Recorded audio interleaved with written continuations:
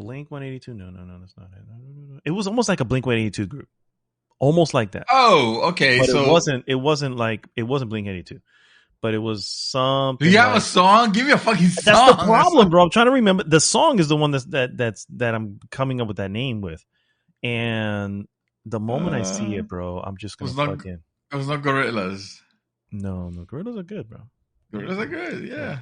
I don't know live because they fucking I never seen them live, but they look like they could put a show. I agree. They do look like they can. Rage Against the Machine. Oh, Helmet. Say no more. Radiohead. Who's Traveler? Green Day, bro. There you go. Thank you. Where are you? You got to be here somewhere. Not Green Day either. Holy shit, man! Come on. Green Day's great. Are you kidding me? Green Day's fantastic. Excellent. Yes. They're dookie. Never mind, bro. The Foo Fighters, bro. This is the Foo Fighters. It was the Foo Fighters always. Pearl Jam. Goddamn. Sugar Ray. Oh, Sugar Ray. Goddamn. Sugar Ray. I'm a punch in the nose. I'm a punch in the nose, sir. Sugar Ray is the most 90s that could ever be 90'd.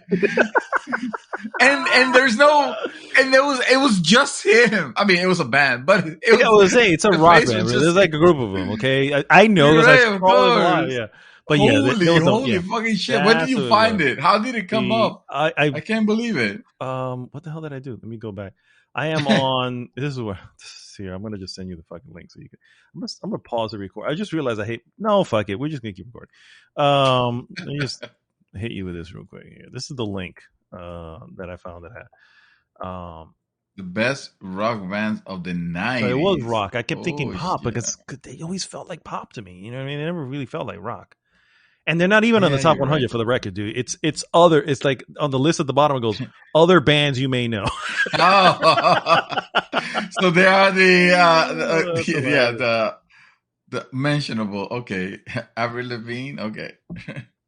Other bands you may know. Smash Mouth is down there, by the way. Tonic. Of course, they will be down there. Yeah. Godsmack. Right there with bare naked ladies. Yeah. Iron Maiden. Wow. What? Iron Maiden should be on top. Somewhere on the top. Not necessarily on top. Yeah. But anyway, Sugar Ray, bro. These guys, music is good. You know, not the best, but music is good. Could not put on a show, bro. It was really.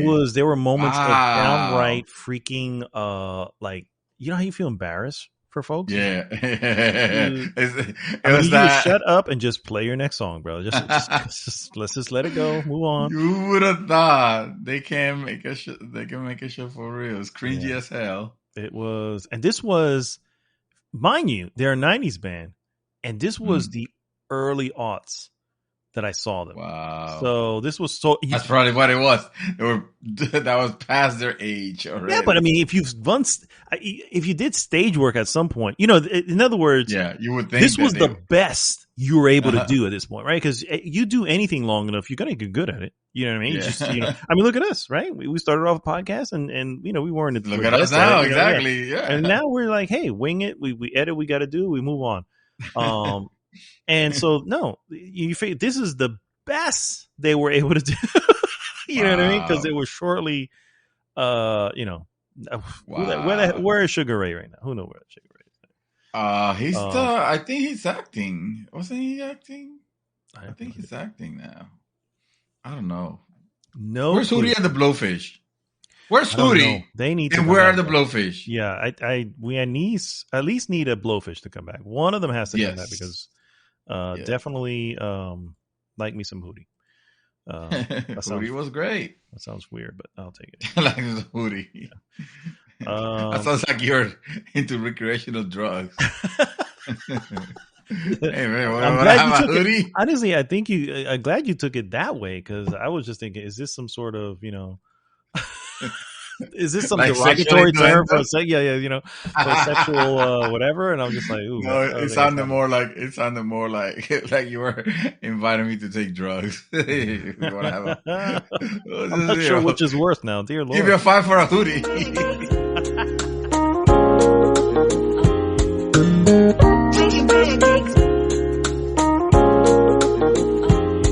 Welcome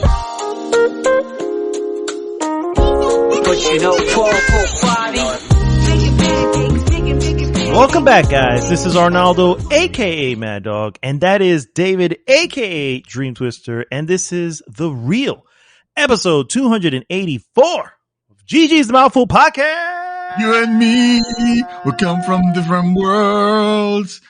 GG! That's right. Well, you know, you are the original Hoodie, and I am one of the Blowfishes, I guess. So, I only want to be with you. That reminds me of, do you remember, I'm sure you remember Friends, when, you know, the whole question of people who, the ones who made money and the ones who didn't, and they had concert tickets to go to see Hootie and the Blowfish. Yes. And I think Monica had like a, is that a hickey? Where did you get hickey from? And it's like, I think it was one of the Blowfish. That would be the work of a Blowfish. That's right. Yeah, because they got invited backstage and everything. Yes. Wow, half of the friends didn't have enough money to not even go. Yeah. Anyway, it's hysterical. Anyway, I don't know how we came to talk about Hoodie on the Blowfish, but actually, I do remember it was it was worse. Actually, the journey was worse than the outcome. For sure. I probably included into the pre-show, whatever. But yeah, Sugar Ray, guys, band from the 90s. You know, that's almost being the subject. Not good at live concerts. Just saying. So no live performance for. So I should not. Okay. So what did you tell me that I should sell my Sugar Ray comeback tour tickets? At this point, who knows? You know what I mean? You figure 20 years is enough to, you know, get good at anything, right?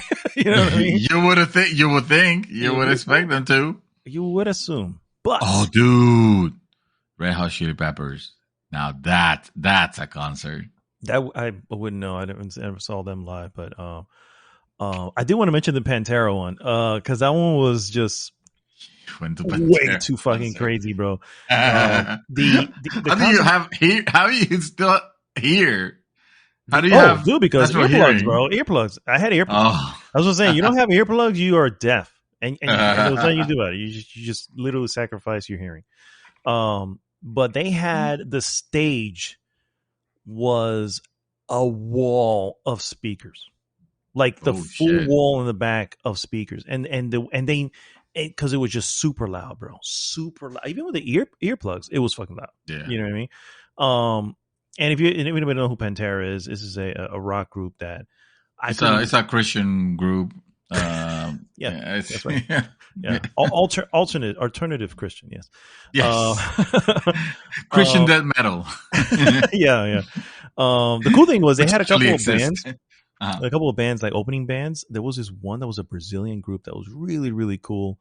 Because at some point, one of their songs they were on stage and they had like 7 or 8 different types of drums from different parts of the world. You know what I mean? Oh wow! And that was how they finished their song, all in sync, hitting these individual drums in sync, and it was like, man, that was they were cool. I have no idea what the hell happened to them. Never seen or heard from them again. I don't generally listen to Brazilian music, so it could be out there for all I know. But anyway, and then Pantera, right? And the wall was covered in like a curtain, a black curtain. And then the lights, you have a little intermission, whatever, and then the lights go down, and that's why the crowd gets all loud, and then the freaking curtain drops, and all you see is a wall of fucking speakers, and forget it, the freaking crowd literally, and all this stuff, like, fucking hell, and then they come out and boom and do it. It just blast. It was. They knew how to put on a show too. They knew how to put on a damn show. Yeah. Meanwhile, we have Sugar Ray going. That was our first song, guys. A couple people were like, "What do you guys think?" And the thing, who asked questions is like, "We can't hear responses, dude." But he's, you know what I mean? He was like, "This is this is going to be a one-way conversation." Yeah, exactly. Oh my god, it was embarrassing to say the least. just embarrassing. I was like, I felt bad. It's one of those things that you look at and you go, oh, dude, just play the next song, man. Just play the next song. I just want to fly. Yeah, just do that. Just wait. Yeah. What you want? I can do what you want. Yeah. They didn't have a lot to the stage either. I remember because some of these people, some of these groups will come in with like props and set things up, and so the stage looks and feels like it looks and feels like what you're coming to see. Right. Outkast was pretty cool about that. Yeah, exactly. It was a show, exactly. Outkast was pretty good about that. Trying to think of some of the other ones. Outkast. As long as we're talking about Christian death metal groups. Really? Outkast? Outkast. Yeah. Wait, am I thinking Outkast? It's not Outkast. Is it Outkast? I don't know. You brought Outkast. No, it's not. It's not Outkast. Fuck. What is it? Outkast was the one that sings the rapper. Yeah. Well, Andre 3000. That's what I'm talking about. Yeah, that's what I'm talking about. Yeah. Outkast. Okay. Let's make sure. Right. Outkast band, hip hop. Hip hop duo. Yes, with Andre 3000. Yeah. They were pretty good. They really? They came and set that. They came set stuff up. The one that I think I avoided was just like I want. It was Marilyn Manson. Marilyn Manson had performed there. And, oh shit! Yeah. And it was just like one of those things. Like I don't know. I feel like I'm part. Yeah, I don't want to be part of any of what's happening. Yeah, yes. Listen, I'm calling sick. I can't go to work. I heard the devil's in town, and I don't want to catch none of that. Exactly. I was just like, I unfortunately can't call. That's not a type of job you can call in sick. You know what I mean? It's like you're not there. You're not getting paid. And then so she chose not to get paid. But that's the thing. they when they do these things, like do 3 nights. You know what I mean? It's usually it's a Friday night, Saturday, and a Sunday. Usually is the concert. 3 nights of the beautiful evil, the beautiful evil.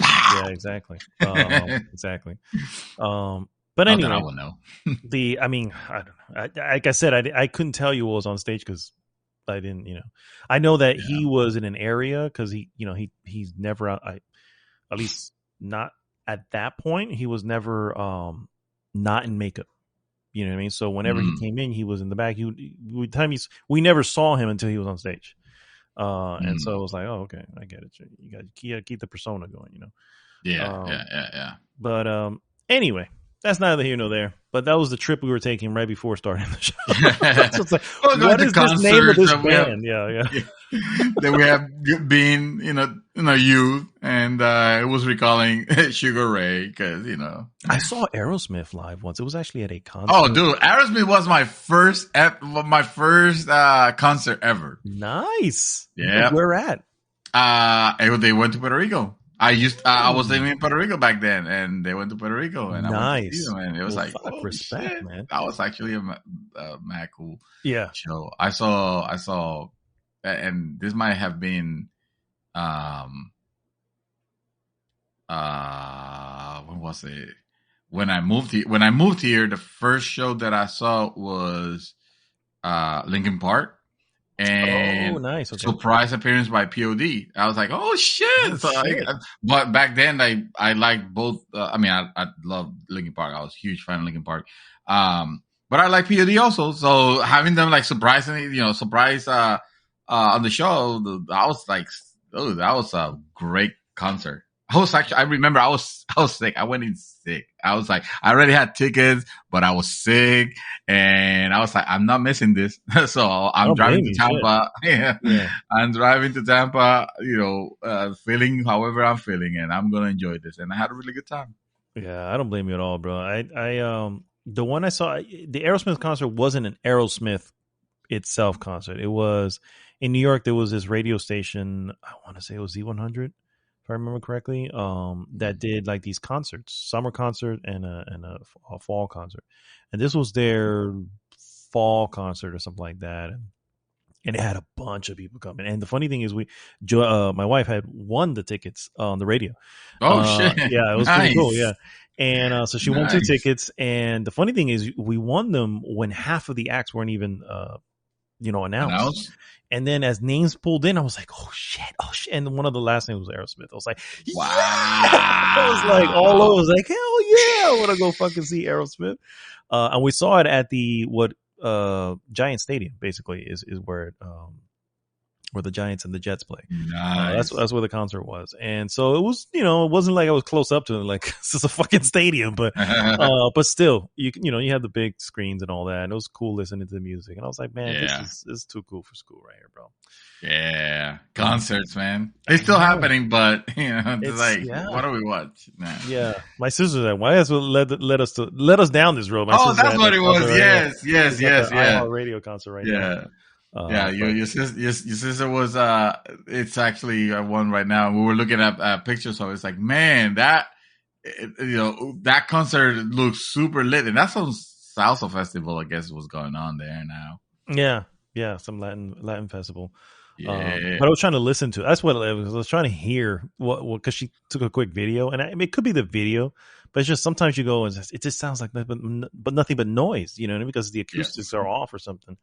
And then if it's some sort of reggaeton, I'm just like, that tends to not fly well on live acts, unfortunately. I remember hearing Don Omar on stage. Oh God! The first time I was like, someone get this man some oxygen, please, because he's clearly out of breath. I'm just saying. Again, like you said, just because you can record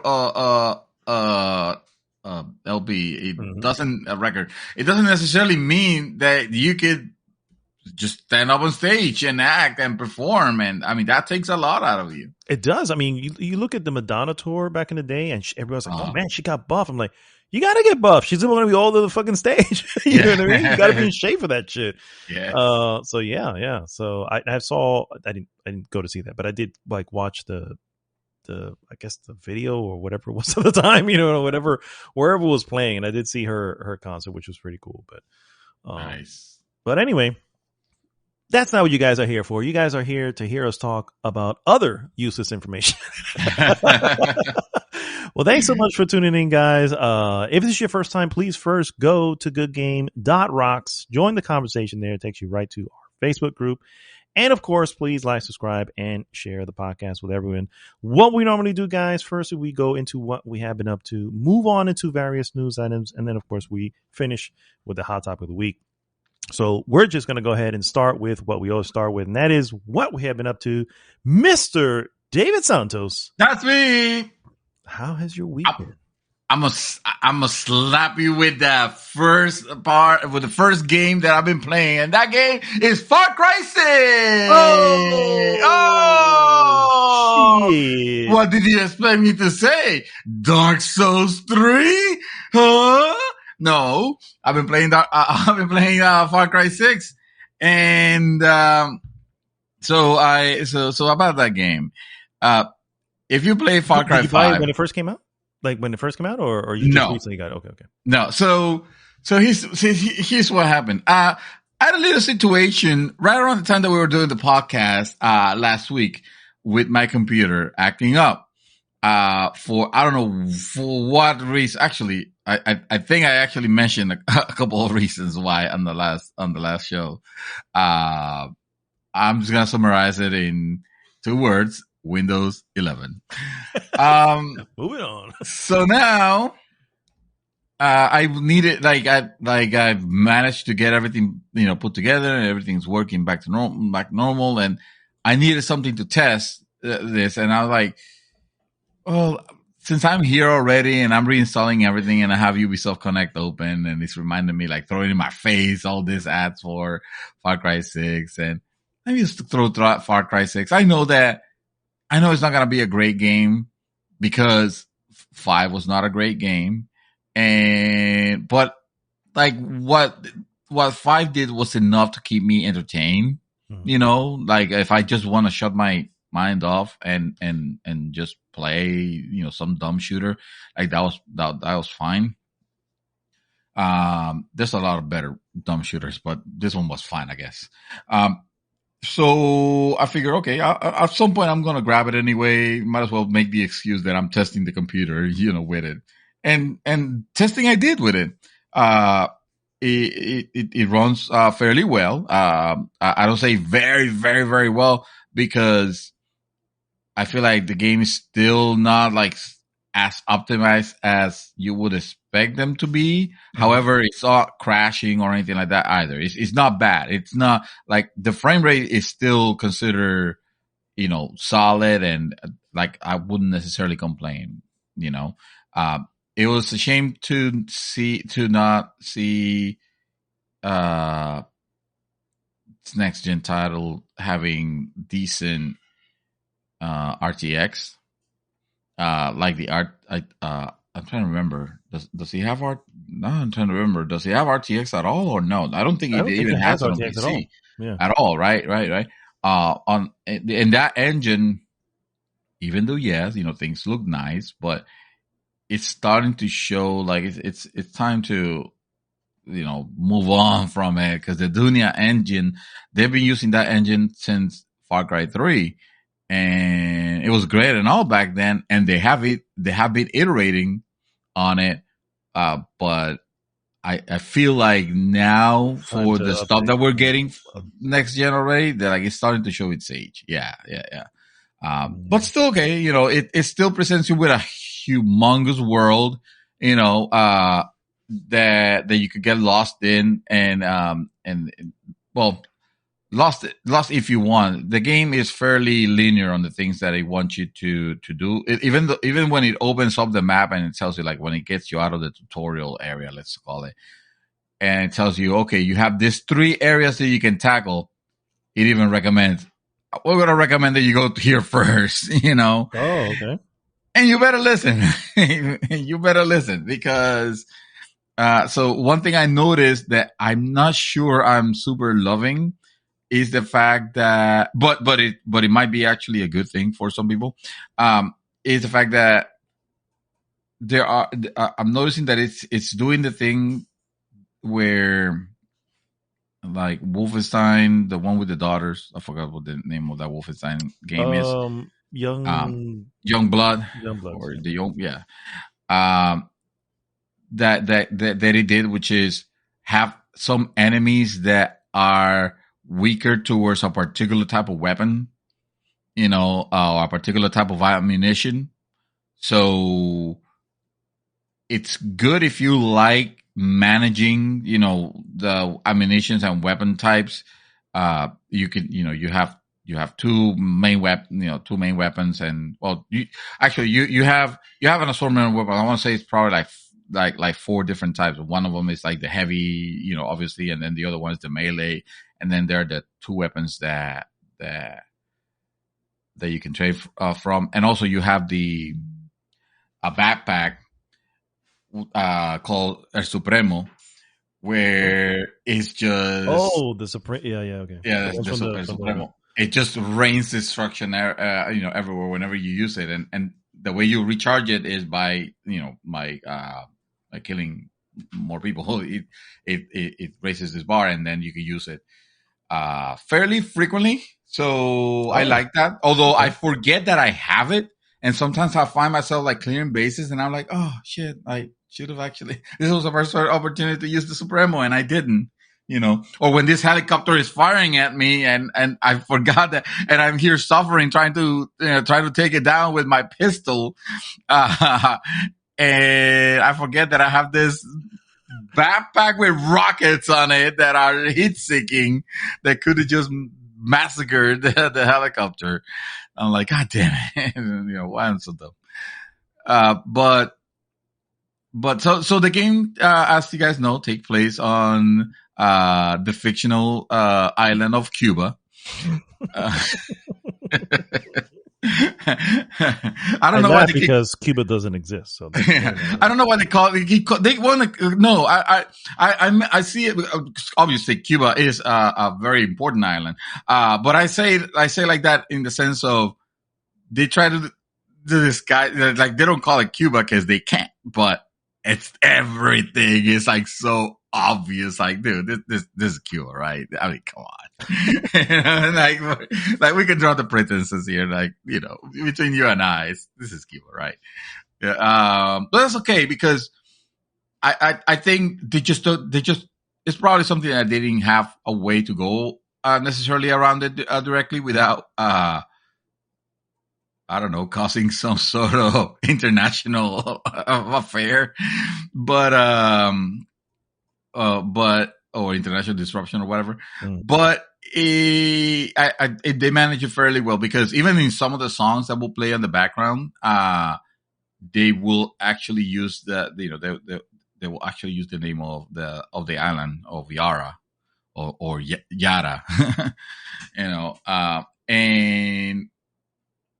and if I had to give it major props, is it makes you feel like the ambience, like the world building around the game is solid. Like you actually feel like, hey man, you're in this guerrilla, but basically that is trying to overthrow this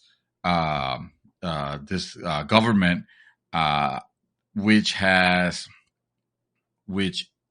basically, I guess, discovered with some pharmaceutical companies that they can produce like something that could help cure or treat cancer.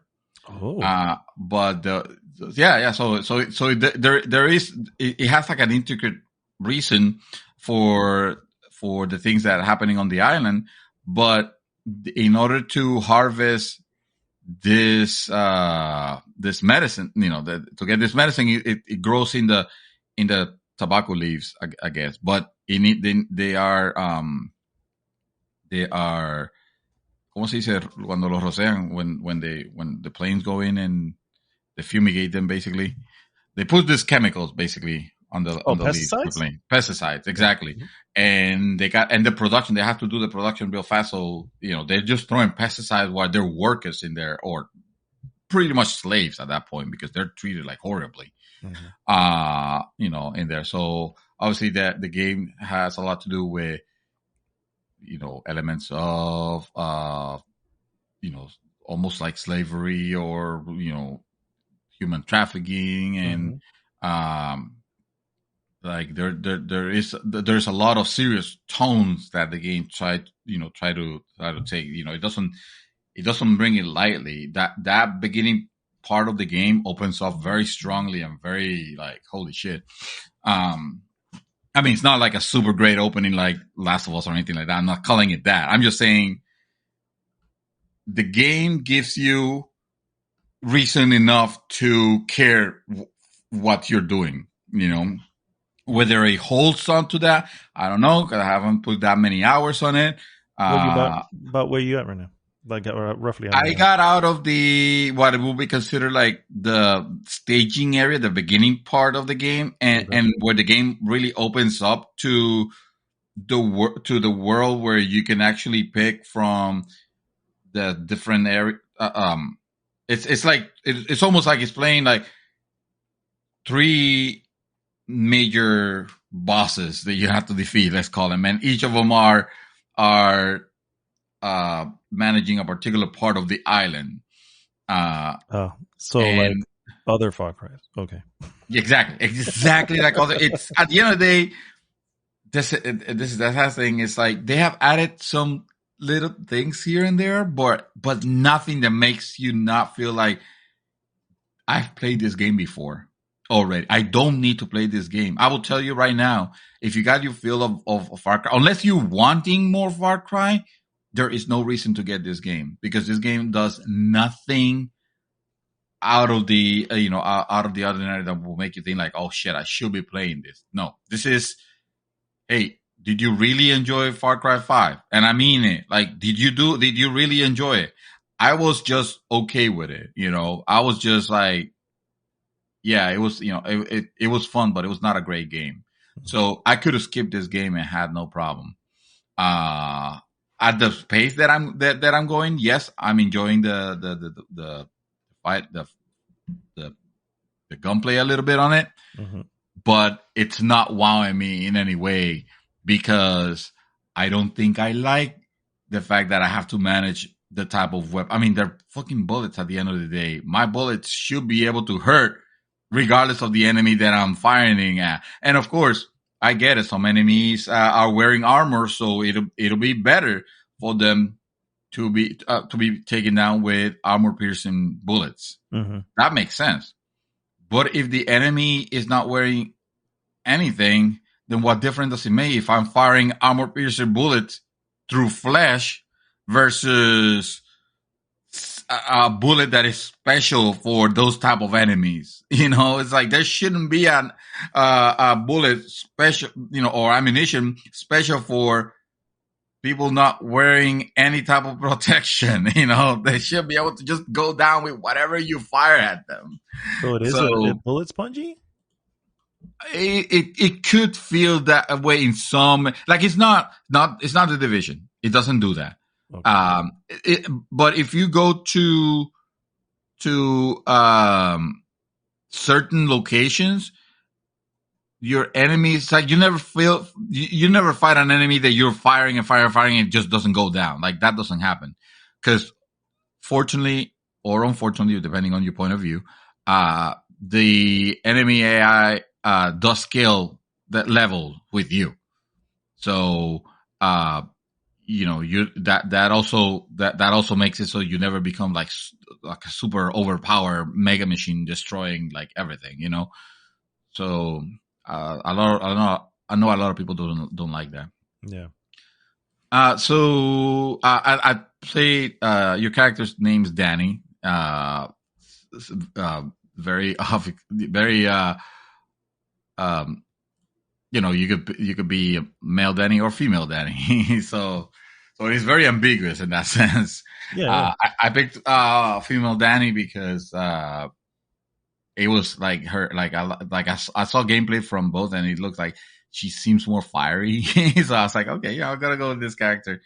And also the when you really think about it, the promotional stuff I have never seen what the male Danny looks like. Yeah, I've only seen the female Danny. So as far as I'm concerned, that's if I were ever to get into it, then that seems to be the canonical Danny. Probably, yeah. It seems like the better, like it fits better. For her, she was ex-military, so it explains how the reason why she is good with weapons and stuff like that. Or in my case, not super great with weapons, but she knows how to shoot them. Mm-hmm. There are some moments that I would say the games make you feel like a total badass, and I will take that away from them. But you're playing on that open world, and sometimes it still does the ridiculousness of, oh, there's some people crossing the road. Oh, there's a car incoming. Oh, it hits like the entire family. It took them all out, and it didn't stop. And that's just supposed to be taken as normal because the other NPCs don't respond to that or don't care about it. It's okay. Oh yeah. So it still does a couple things that I don't know. It's still Ubisoft basically in certain areas. It's still Ubisoft. Yeah. The soundtrack is great. The soundtrack is really, really good. I'm enjoying it. It's a mix of Latin music, salsa and reggaeton and like all that kind of stuff. And the characters have been like I've liked the interaction with the characters. Like that portion, I feel like they're done a pretty good job. Nothing in the story has happened that I'm like super wild, that I'm like, okay, this is the part of this. Like I'm not grabbed yet. Honestly, I'm not grabbed yet. The reason why I have been playing other games that I'm about to go over, but overall, the game is, if you found Far Cry a fun game to play, then yeah, you will find this one fun to play. I will suggest go to YouTube, watch some gameplay, realize what you're getting into, because it might not be for everyone. Like honestly, Mad Dog, you can completely skip this one. Nothing here. So keep in mind, the only Far Cry I've ever played was Far Cry Blood Dragon. Right. And the reason I enjoyed it, yes, I really enjoyed it. It was only one island as opposed to the three, or one area, I guess, as opposed to three areas. And the story was much more, concise, much more linear, even though it was open world that way. Yeah. But I loved it. I absolutely loved it because of the story. And it was fun. The gameplay was fun. And so obviously that is a spinoff from Far Cry 3. Never Right. played Far Cry 3 No. or 4 or 5 or whatever the prehistoric one was, or the Oh animal God, yes. whatever that was. I don't play none of them, you know what I mean? So what called me to Primal. this one was its setting. You know what I Yes. mean? And that's really, and it still it kind of does, but I get it. It is it is an open world game. You know It what I is mean? an Where it's, openness yeah, as open. yeah. Absolutely. So because Absolutely. of that, I feel like I still want to try it.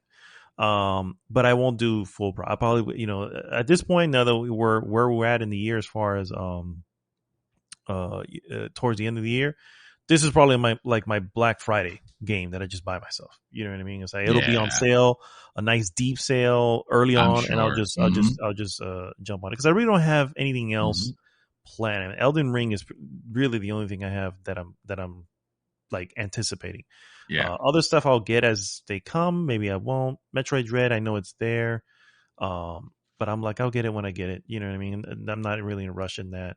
And it's always going to be fucking $60 anyway. So, you know what I mean? So, They're going down in price ever. Especially since it's doing absolutely gangbusters for Yes. for them. But anyway, that's beside the point. So my point is to say that I still am kind of interested, mostly because of the potential of the story that they're presenting, and because of the location that the location, the theme. But I also want to try a fucking Far Cry game. Yeah, it's not like I've played all of them. If I play all of them and this is like, oh, this is just more of the same, then I can see myself skipping it. Right. But I really haven't played all of them, so this would be, a nice new way to just jump into it. So I guess, yeah. I guess that makes sense. You haven't had you don't have Far Cry fatigue. It just seems like, dude, when that map opened, I was like, oh, okay, I remember now. This is gonna be like 80 hours, and I don't know if the game. See the gameplay loop of it. It'll either grab you or not. You do get weapons, and you can customize weapons and shit, and even vehicles at some point also. I don't know if the whole thing with the traversal. I mean, there are fast travel points. Mm-hmm. Fast travel anyway. So yeah, I guess that at some point when I feel that something time is too big, and hopefully with the power of PlayStation 5, is not even load time shouldn't be an issue either. So when I start feeling like, that's what I felt with Ghost of Tsushima. At some point, I wanted to explore the area and feel like I was traversing, but at some point I was like, okay, now this is starting to take. So whenever I had to go do something, I was fast traveling anywhere. You know what I mean? So yeah. This is gonna have a lot of customization there that is interesting. I didn't see anything that was too blatant as far as gated behind a money wall or anything like that. Does it experience doubler? Yeah, I saw Ubisoft game, so I'm sure that it has one. I just haven't seen it, and it hasn't been offered to me. It hasn't been thrown on my face, like wiggled on my face. So thank goodness I haven't had that. But you do enter some bases where, oddly enough, it suddenly changes into a third person, which I don't remember that ever happening on a Far Cry game. So it kind of reminds me of, is this trying to do like the Destiny thing?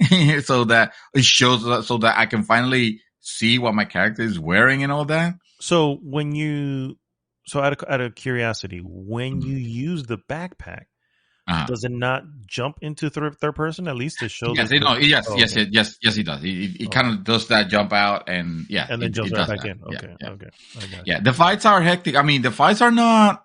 You could get in trouble if you don't plan, or not plan, but actually, yeah, I will say scout ahead. Look, look what each character is carrying. Kind of like tag them, kind of like in Deathloop. Tag the enemies. To see what they're carrying at the very least, so that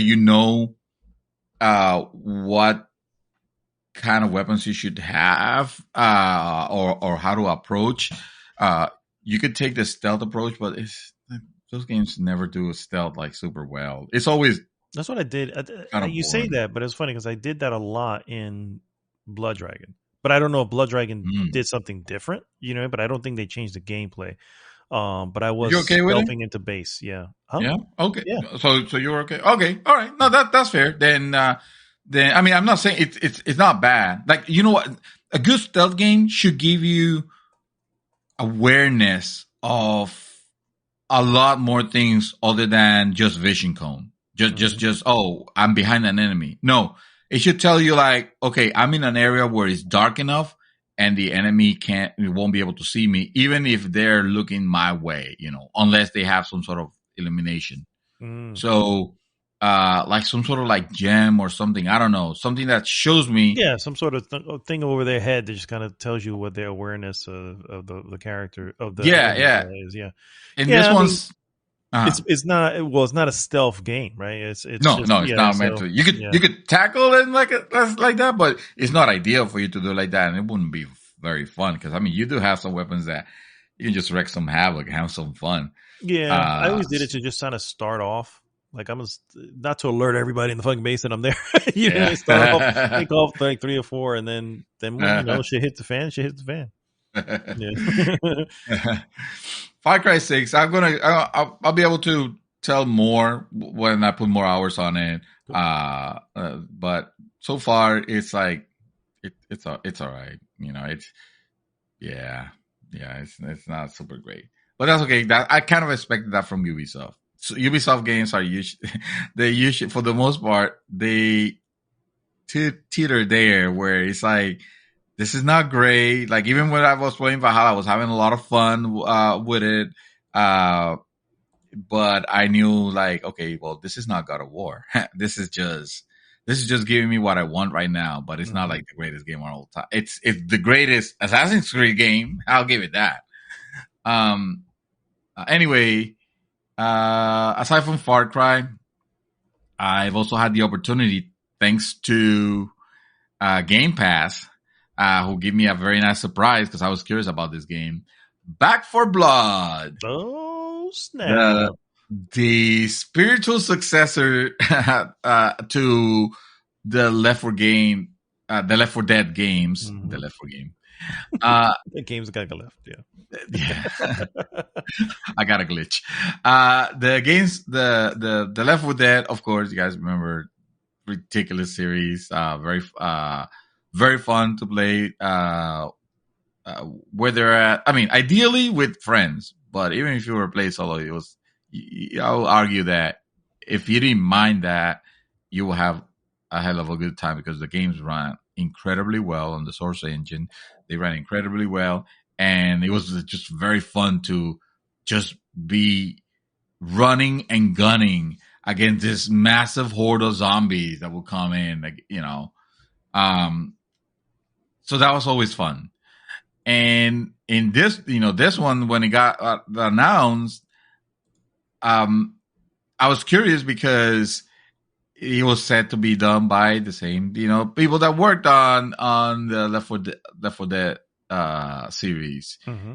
And Left 4 Dead, after Valve not greenlining or not doing a Left 4 Dead 3, for better or worse, I Left 4 Dead with this gen graphics, and the expectation of gameplay for this gen, you would think it would be awesome. It should be awesome for all accounts.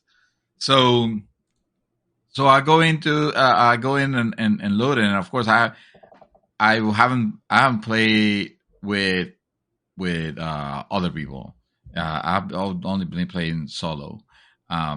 Mainly because I'm not ready to like I don't know anybody else that hasn't, and I don't want to go with randos. You're playing this on PC, right? I'm playing this on PC. Yes. Is there crossplay with console? Do you know? My understanding is that there is. You know what? Let me find out right now because I don't want to give misinformation. Go ahead, keep talking. I can look it up and I'll answer. Back 4 Blood. Okay, check out for me because I might be wrong. As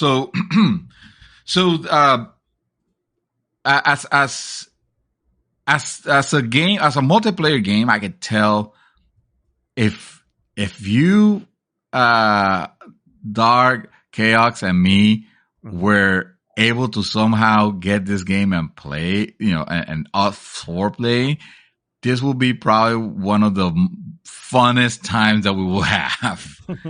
I am almost certain, because and this is after hearing mixed reports on some aspects of the game.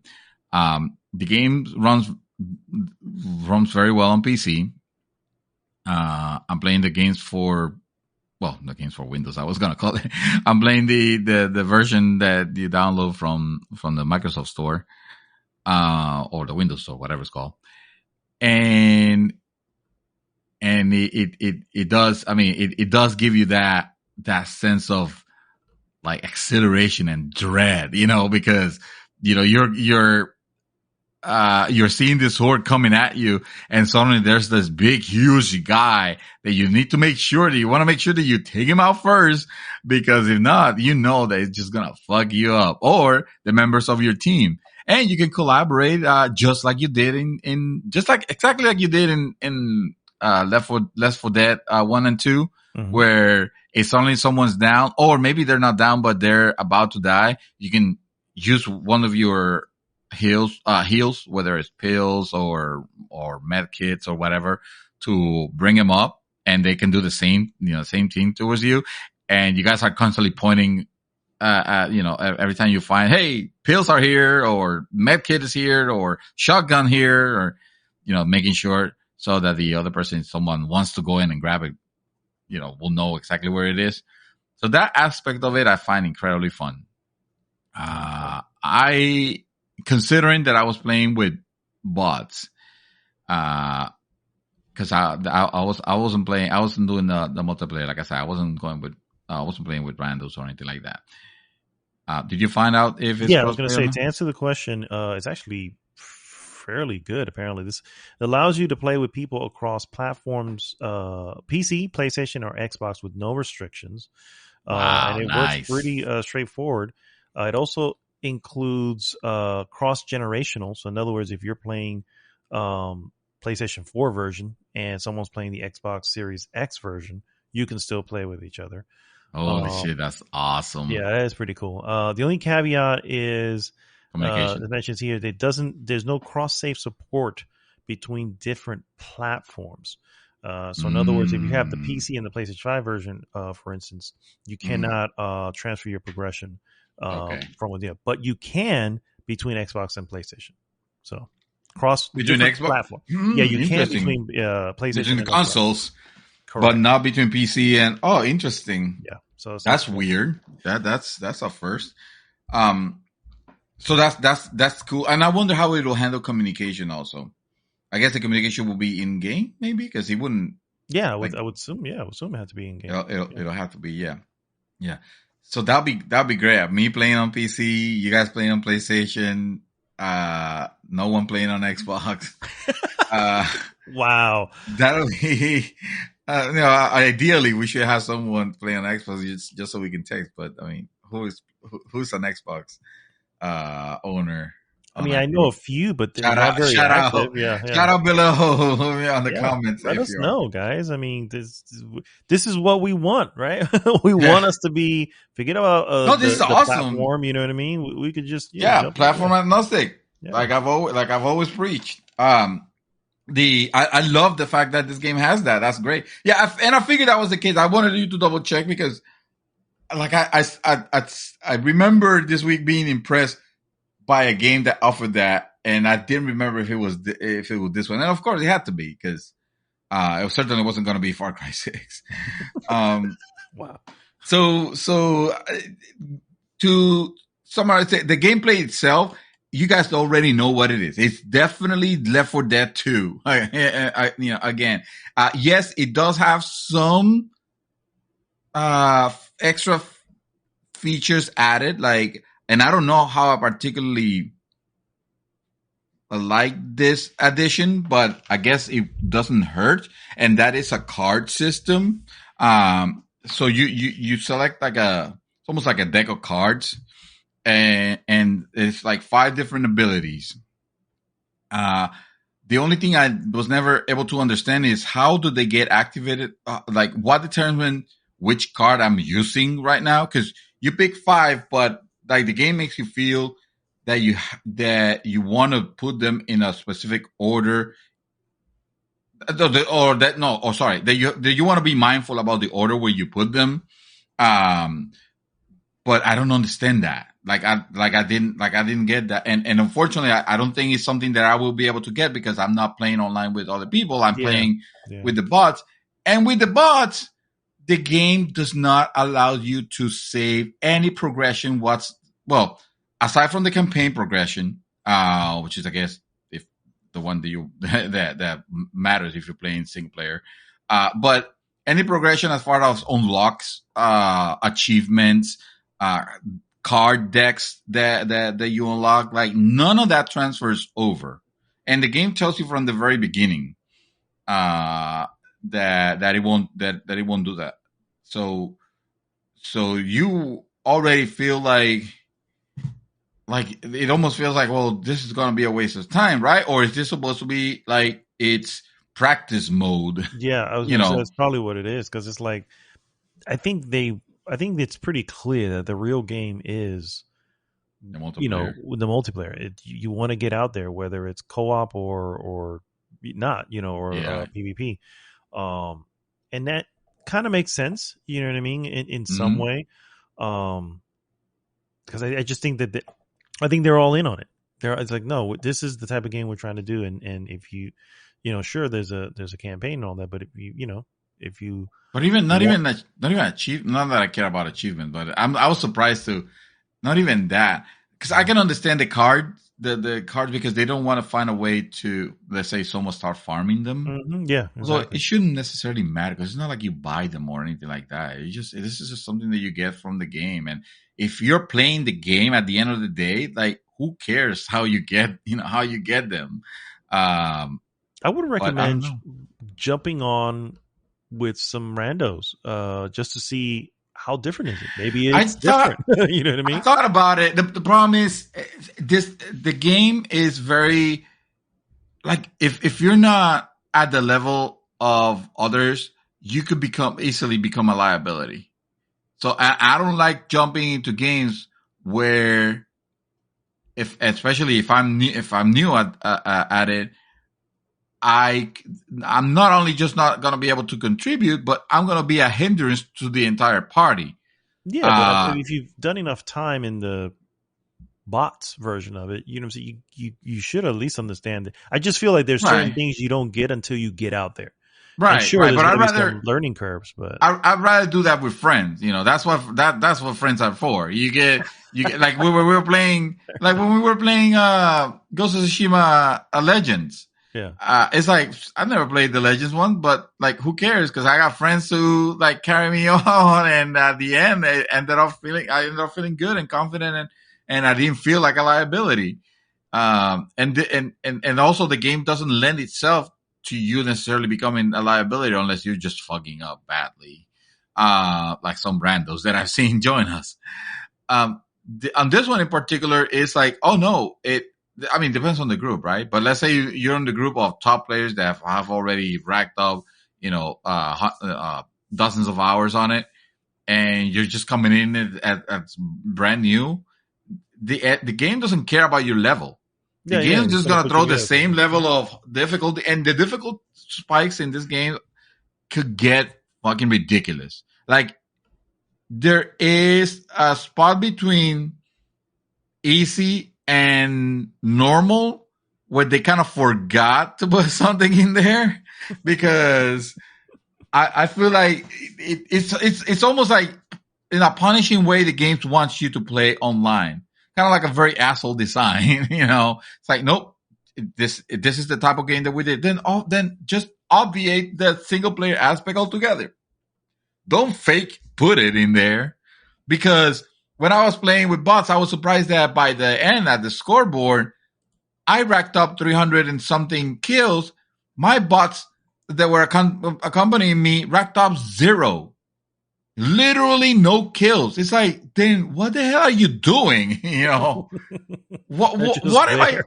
They're just there. They're just Are you playing not interference or something? firing your weapons? Like, I feel like even if by accident you hit a couple of them, like, these are not bullet spongy enemies. Like, you can take it. I mean, unless it's a bigger guy, but for the most part, you can take some enemy with 1 or 2 shots. The riffraff, and I feel like even that should happen even by accident. So either you're not wanting me to see that for some reason, or there's a bug that it gets stuck at 0, or my bots aren't doing jack shit, you know. And it doesn't feel like they're not. I mean, they're dumb. I seen them get stuck on walls. I see them not follow me. Like, this is bad AI. You know, don't get it twisted. The player AI, the bots AI, it's horrible. And I mean it, like, not bad. I mean horrible. Wow. But it's not brain dead, you know, which makes me wonder, like, how could you not get kills at the end of the round? You know, how is that happening or not happening? So if this game was to ever go on sales and you guys pick it up, man, we will have a crazy good time with it. I can't wait. But as a $60 title right now, unless you're on Game Pass, which you can just go ahead and download right now, I don't think this is it. I don't think the game's good and it looks good and all that. And well, it looks good. Yeah, it looks good. It doesn't look great. It looks good. Let's say. As $60, like, I feel like this game went a little bit too high for that. $40 should have been the price point spot for this. Okay. Yeah. It doesn't feel like a $60 game. But then again, yeah, I'm thinking in the sense of, you're forcing me to just play the multiplayer. And I remember the Left 4 Dead games. That was the price of them for the most part. $40 is what they came out. Yeah. I remember all those years ago. Yeah, I remember. Yeah. I mean, yeah. Interesting. Yeah. Oh. So that's Back 4 Blood, and then real quick, I had to jump into Dark Souls 3. Oh, sorry, but I didn't just jump in.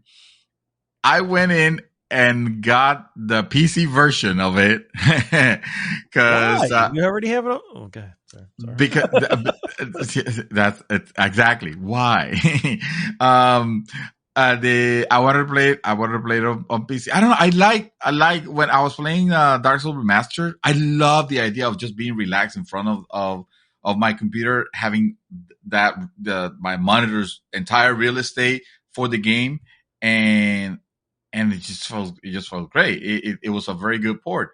I didn't realize this one came out prior to Dark Souls Remaster, and therefore it is well and optimized for PC in the areas that you expect, except that it doesn't have 21:9 support. So on my monitor, I'm playing with black bars on the side, so I'm like, woe is me. I know. Exactly. It's just I'm remembering the experience of Dark Souls Remastered. That's the comparison I'm making. But I wanted to see if the graphics were, like, I don't know, massively improved or anything like that. And also, it was the version with all the DLC and stuff like that, and it was $20. So I was like, I've enjoyed this game a lot. It's the only game missing on my Steam collection, because I do have all the Dark Souls on my Steam collection, -3. So that was the thing that pushed me to, let's do it. I can start playing. I want to play as a knight now. And last time I said I was going to spec to strength, but I didn't. But this time I'm really going to stick to it, and I'm not going to go for the weapons that everybody say, like, oh, you should get the Ujigatana, or you should get this or that. Nope. I'm just going to go in with my gut feeling and see where it leads me. So far, I'm not gonna say I'm back, as in I'm just gonna go and continue with it, because I'm not planning on just playing that solely, because I already played that game very recently. But man, it just makes me realize there's just no game like it. There's no games like Dark Souls 1 and 3. Mm-hmm. You know, sorry, Dark Souls 2. Anyway, on PC, like graphically is the same. Loading is faster. So there's no wall of, you remember when you had to get out of Firelink Shrine, mm-hmm. And there will be this fog of water you can go away for a while. Yeah. For a while, yeah. Like that doesn't happen. That's a bug. They ignored. No, that's loading. I know, but I still feel it. Well, okay, so not a bug. It's meant to do that till it loads, but. Mm-hmm. The fact that that's happening is just like, this was not optimized. It just, you gotta go in there and optimize it so it can, but it's just never. Yeah, PS5 should be able to like run through that easily. Yeah, and exactly. Maybe it wasn't. Well, that's fine. What I was gonna say is like graphically, they did well with the PS4 version of it, honestly, because and running PS4 version on PS5 is dreamlike. So. PC version, just as dreamlike. Nothing more, nothing less. So, moving on. Last game I actually jumped back in, and this one's the one that I can, as soon as we finish the podcast, I intend to go back to, is Deathloop. Oh, shit. You actually did it. I'm sorry. I mean, Deathloop, the fixed edition. Yeah, the fixed version. Yeah. So they recently released a patch where it's a kind of a big patch where they were addressing the concerns about the AI being dumb as rock, and also some optimizations, some graphical optimizations here and there. And I don't know exactly how they tackled what they did on PC, on console. Maybe you should reload it and see if you feel any different. But I could tell you that, the AI it's kind of fixed. Or maybe I wouldn't say necessarily fixed, but because maybe I'm also being a little bit careless. But they are definitely aggressive. Like, aggressive before. It was, I thought it was just fixing, their movement and shit, and how they freaking, I didn't know they were actually fixing the AI behind it. Evidently, there was some concern with the AI. I mean, they were dumb, if that's what you mean. They were absolutely dumb. Yeah, they were very stupid. I was just like, I'd shoot one, and if they sometimes they heard it, sometimes they did. I'm like, someone just dropped dead next to you. Sure. Oh no, I think I saw a video of that actually. Yeah. Where you're using that nail gun, no, I couldn't pull the same thing off. The moment someone dropped, I'm like, what are you talking? Why are you freaking out? Did he disappear? You shouldn't be able to see him. Yeah. And they're like, and they will be pursuing me. And when they stop pursuing, they go back. They don't go back to the original pose. No, they stay behind and they're checking like areas where I was. It's like, okay. So I guess I need to take it down. That's good. So some of that I noticed that it's that's what I mean when I said a little bit more aggressive. Mm-hmm. So aside from that, it's I played Deathloop already, and I knew what I was getting into. It from your experience, like I knew that I wanted to go to go back, and it seems like this is as good time as any, because the issues that I felt like I was having when I was playing the PC version at the beginning. I said like, ooh, I don't know, this feels jittery for as much horsepower as I'm throwing to the game. If like it doesn't feel optimized. The game has implemented DLSS now, and I don't know if that's necessarily what was needed, or if they also did something, in the engine. I bet a bit of both actually, but it is running very smoothly now. Okay. The game is like super solid, super smooth. I never had any issues with the console didn't. No, I was just strictly on PC, and again, it wasn't. it was not something that made it unplayable. It's just, hey, this graphics should not be pushing this graphic card the way it is, and this shouldn't be like I should like. For the most part, yes, I was a 60, but I felt like I had drops where to the level of this graphics and the graphics card that I have, I should easily be on the 80s at the very least, if not just top at the 120. And it didn't feel like that. So I was like, oh well, okay, so maybe it's not super optimized, because the graphic, I mean the graphics there, this is something that I easily see a PS4 pulling off. Yeah, you know, I can see it. Yeah, maybe at a 30, but yeah, I can see it. At 30, right? At 30, definitely at 30. Yeah. So I didn't understand why it was like that, and back then you were playing it, and I started a little bit, but then when I noticed that, I was like, let me wait a little bit, because they said they were gonna address that, and I'm still finishing up Dark Souls, so I'll just go back to it later on. Well, now I feel like it's the right time, because I was playing it and everything feels very smooth, very nice, very good feeling. It's just a little odd to get used to the buttons. Yeah. On the keyboard, believe it or not. Oh, wow.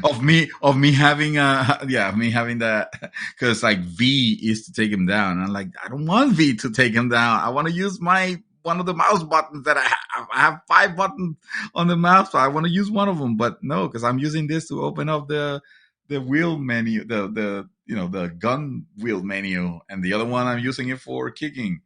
Why is kicking not the same thing as slashing? If I have the machete, like it should be, it's still a melee. I made the mistake of, instead of doing a stealth kill, I ended up kicking someone, and of course I thought he was down because he looked down. Controller, using the controller. So it's, yeah, I know what you mean. There's a sweet spot that you have to be in for some reason. It's just like, wait, that's not what I wanted.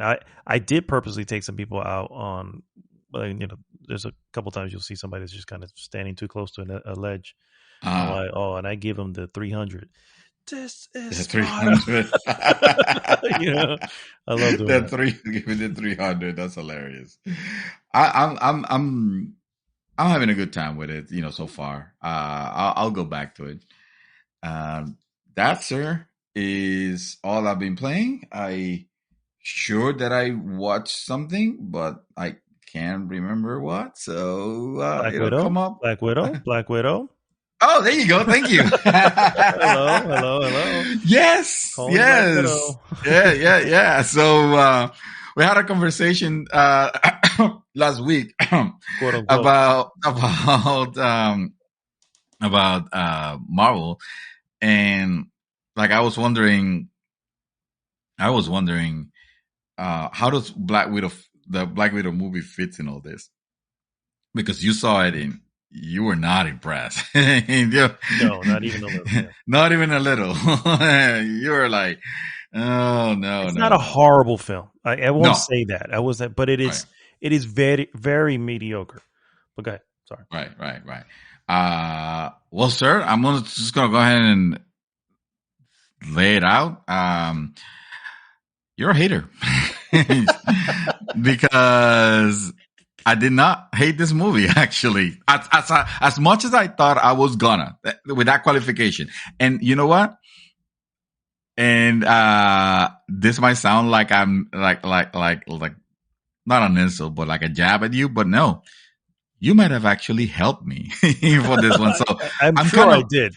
I'm kind of thankful for it. Yeah. I'm kind of thankful for it, because I went in with the lowest of expectations. Like, oh, this is gonna be probably like, Guardians of the Galaxy 2 level so bad. But even that, I could say that at least I was amused at what I saw, So let's just roll with it. Let's see what it does. Like, I was wondering, like, where the hell does this take place, or why and whatnot. And I understood where it took place without having to resort to like double checking. Like actually, No, because you didn't say. You said I you looked that part up. You looked that up. I did say that I looked it up because I was at the very beginning of the film and I was just like, stop. I need to know. I don't need question marks. I need to know where we're at this time so I don't have to worry about that the rest of the time. Yeah. But I feel like if you would have given it a chance, like the movie does a decent job of laying it out.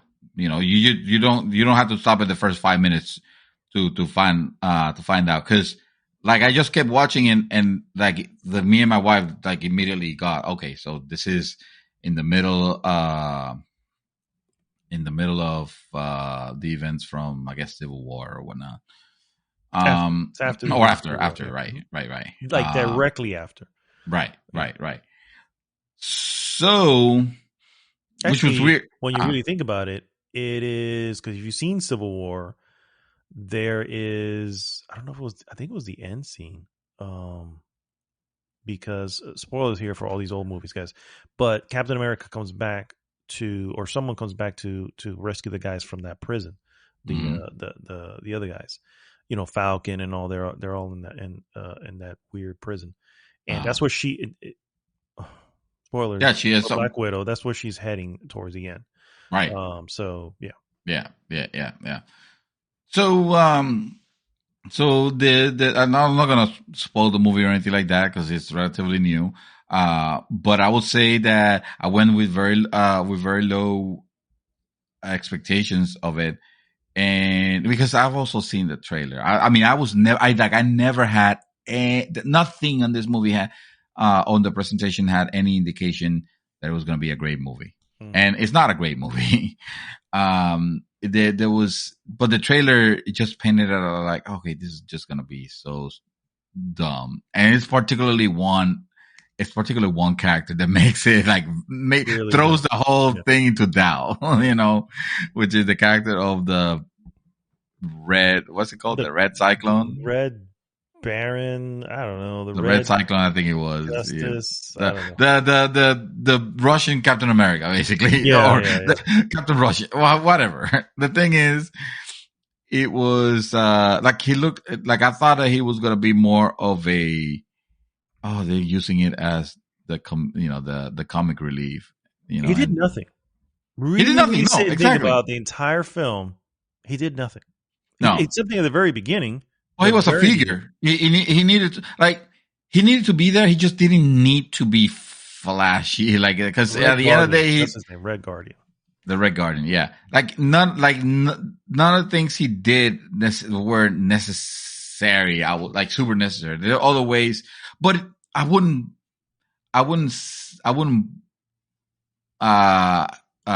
say that it was bad for him to be there either. Because at the end of the day, he was the comic relief for a couple of things, and it was really dumb. It was nothing was funny, but it was not obnoxious either.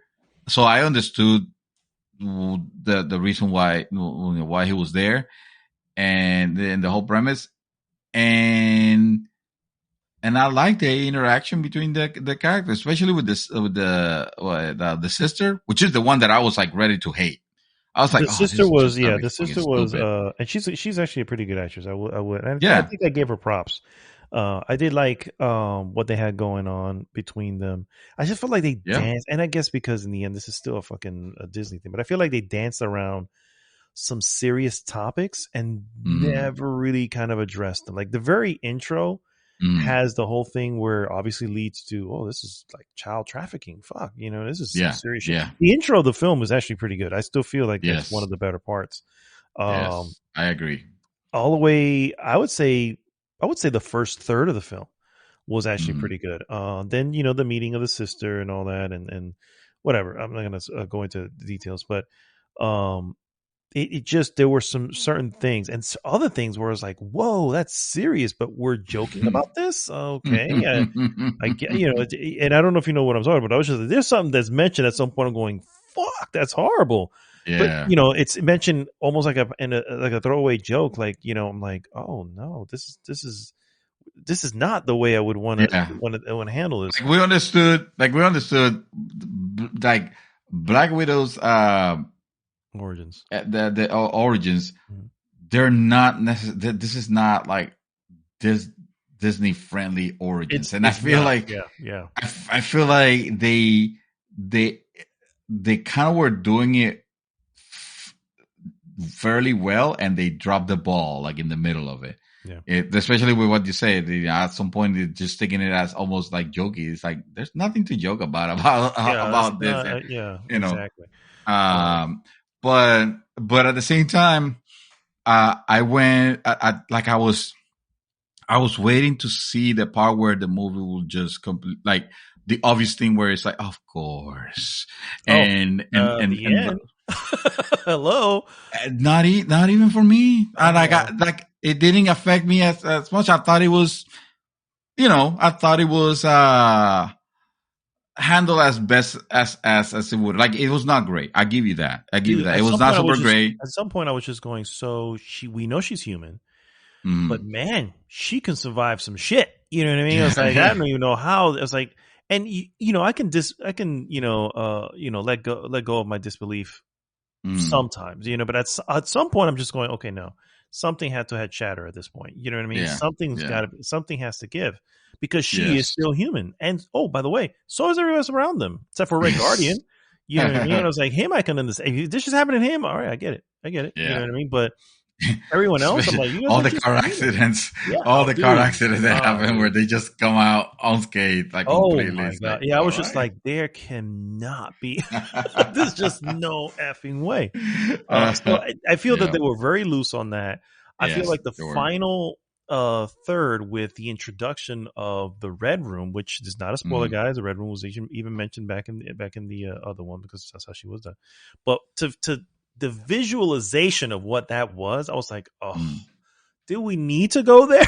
Did it have to be this extra, this whatever? I was like, okay. That's what it was. You're probably, because I didn't have that. Like, I wasn't thinking of, like, I didn't know what the fuck was the Red order of the events. And you tell me this was not an attempt to make a Winter Soldier movie for Black Widow.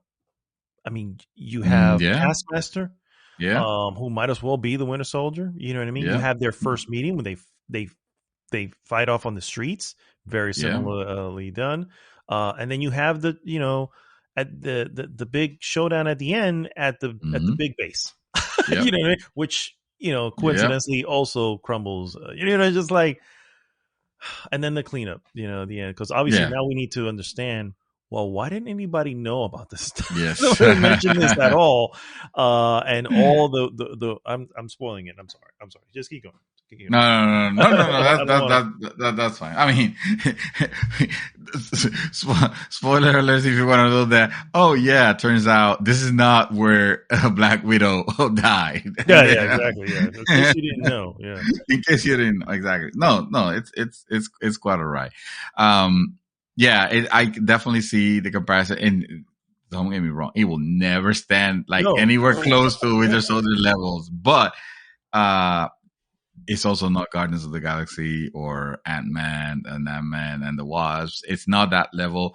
I even made the horrible mistake of telling my wife I think I might have enjoyed it more than Shang-Chi.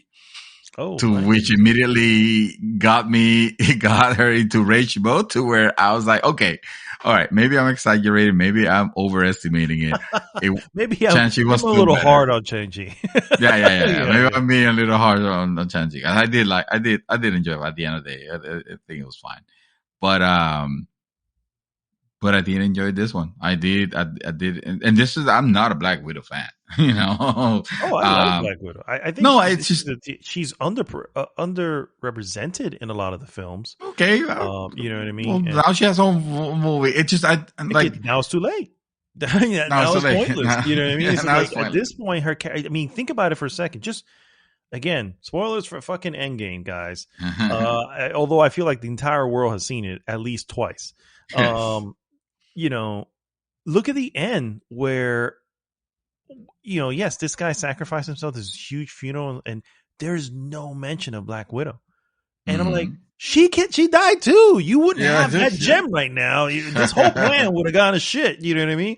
And I feel like it just gets swept under the rug. You know what I mean? It's like, this is such an underappreciated character. And I felt like that's what this film was supposed to address, because this is supposed to give us the why behind who she is. Right.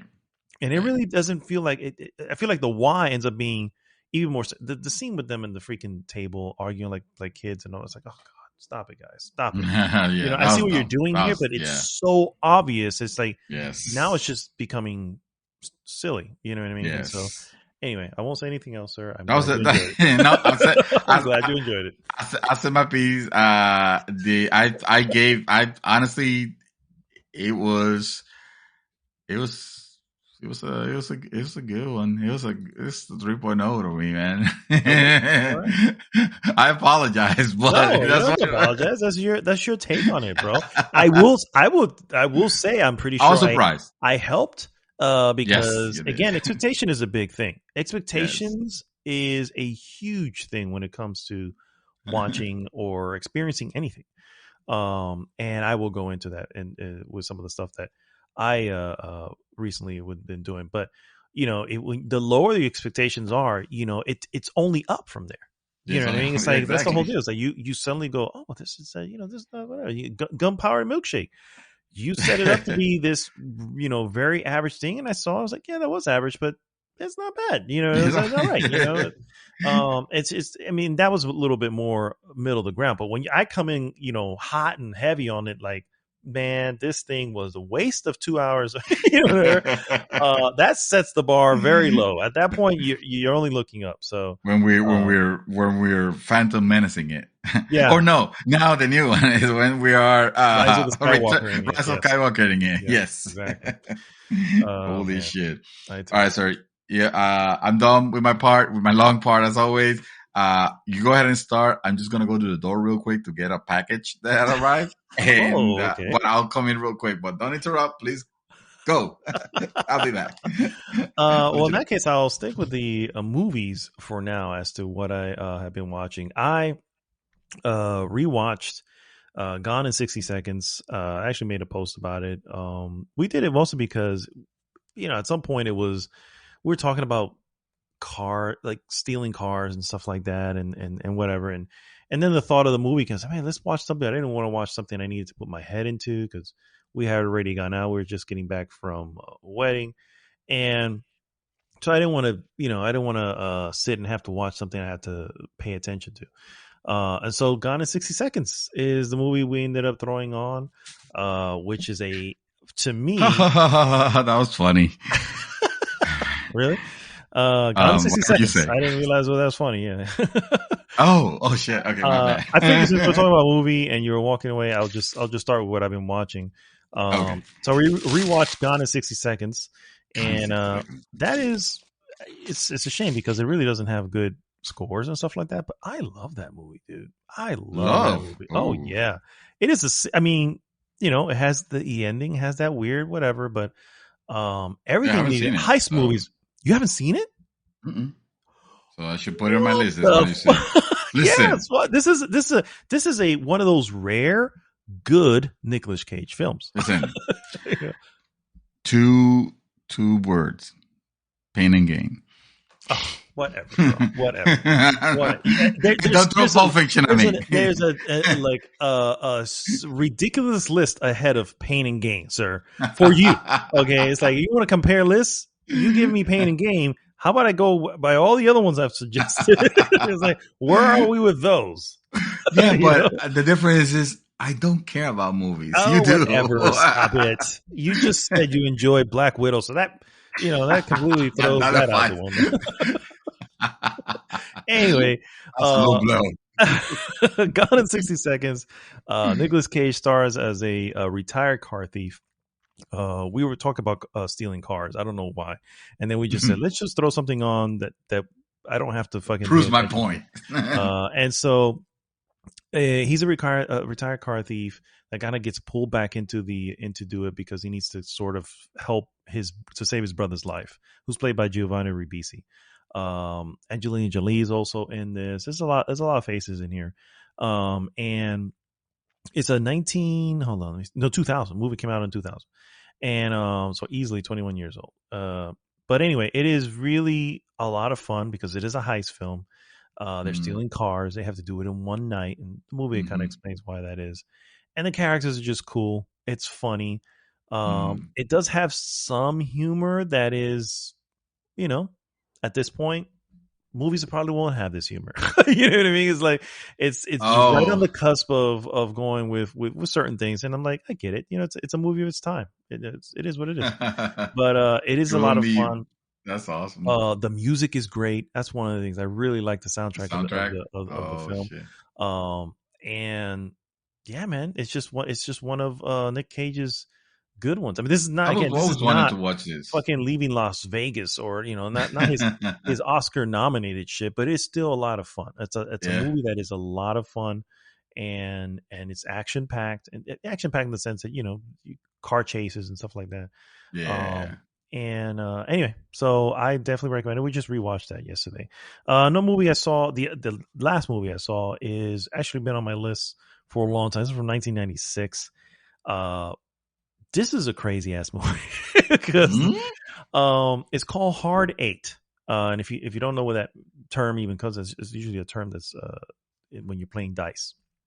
And so a professional gambler, and I mean professional gambler. This is a person that lives. That's how he makes money, by gambling, because he knows how and when, and he just keeps that money rolling. You know what I mean? It's really fascinating. He's played by this actor, Philip Baker Hall. I know him by face. I've never even known his name. He's always been one of those side characters, though. The guy who doesn't have the title role. And for some reason, he's here. He has this title role, and it's just this strange. This is a Paul Thomas Anderson film. And he's if you like his films, I think you would probably enjoy this. He did Boogie Nights, There Will Be Blood, Baron Heights. He does a lot of interesting dramatic films. Anyway, so he ends up teaching this guy, this random guy he meets at a diner, the tricks of the trade, and then the events that happen are just so just things that you wouldn't even expect. This is Gwyneth Paltrow. This is one of her earliest ones. She's not the star. She was a little known actress at this point. She plays a prostitute, which I was just like, whoa, I didn't even know she was in this. Samuel Jackson is in this film too. And he's also, he's also in there. And it is it's a very interesting film. It's one of those I just got taken back by, like, man, this is such a weird world that they live in, because he ends up teaching the dude, and then they're just both in this world of, they stay at hotels in Vegas, and they're just constantly rolling money. I don't know, I don't know how they do it, but he has there's this moment where it kind of explains how he can keep stacking money. And I don't know if that still works nowadays, but anyway, but it was pretty interesting. And so yeah, Hard 8 is just one of those random gems that I had on the list, and I just finally popped it in. So you hadn't watched this before, then? No, first time watching it. 1996, Hard 8. John C. Reilly. I don't know if you know who that is, the actor, but he's the guy he takes under his wing to kind of teach him the way of the gambler. But anyway, those are the two movies that I've watched. So I did play a couple games, or I guess I could say I'm playing a couple games. I'll start off with the one that I'm sort of mainlining at the moment, and that is Alan Wake Remastered. Yes. And so this one here, this obviously, if you don't know, finally happening. I know, this is a game that I've always my entire and not to oversell it, but my entire life, for some reason, I've always wanted to know your take on it. Kind of like, hey, have you read this book? You need to. Or have you seen this movie? Like, what's your take? Like, how do you what do you think about it? Yeah. So I've been waiting for this moment for years. So first, no pressure. No, I could tell. I'm just like, oh, great. Like, I can't say anything bad about it. Jeez. No. No. Overall, I'm enjoying my time with it. It is so for anybody who doesn't know what this is, you play as Alan Wake, which is a writer, and he ends up going to this Bright Falls, I think is the name of the town, and which looks very how do I say, very northwestern, like almost Oregon, maybe. I don't remember. It could be in Oregon. For all I Yeah. know. Yeah. Anyway, Could be. Yeah. something happens. His wife disappears, and crazy events start to happen. And so you're just kind of figuring out the mystery, trying to find her. Um, and one of the interesting parts of the mystery is that what's happening is sort of being foretold within these pages of a manuscript of a book that Alan Wake is writing, even though at this point in the game as I'm playing, he goes, I'm not writing this. You know what I mean? It's like, so it's really interesting. I think that's the fascinating part of the story. And this is Yeah. Remedy. People who make Control, a lot of Mm-hmm. good games, and the Max Payne, whatever. So building a mystery to them is, it's just you expect it to be really good, and so far it is really good. So it is fascinating. Um, the gameplay is takes a lot of just kind of going through the forest. I think that's the one knock that I can give it. I mean, every game is repetitive, but this feels like it's just getting to the next area, you know what I mean? And Mm-hmm. you're kind of facing some of the same enemies.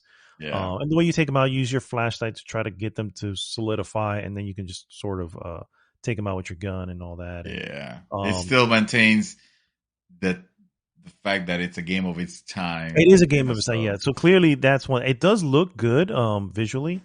That It does. It Okay. does, yeah. It does look good. The only part is it does not would be in cutscenes.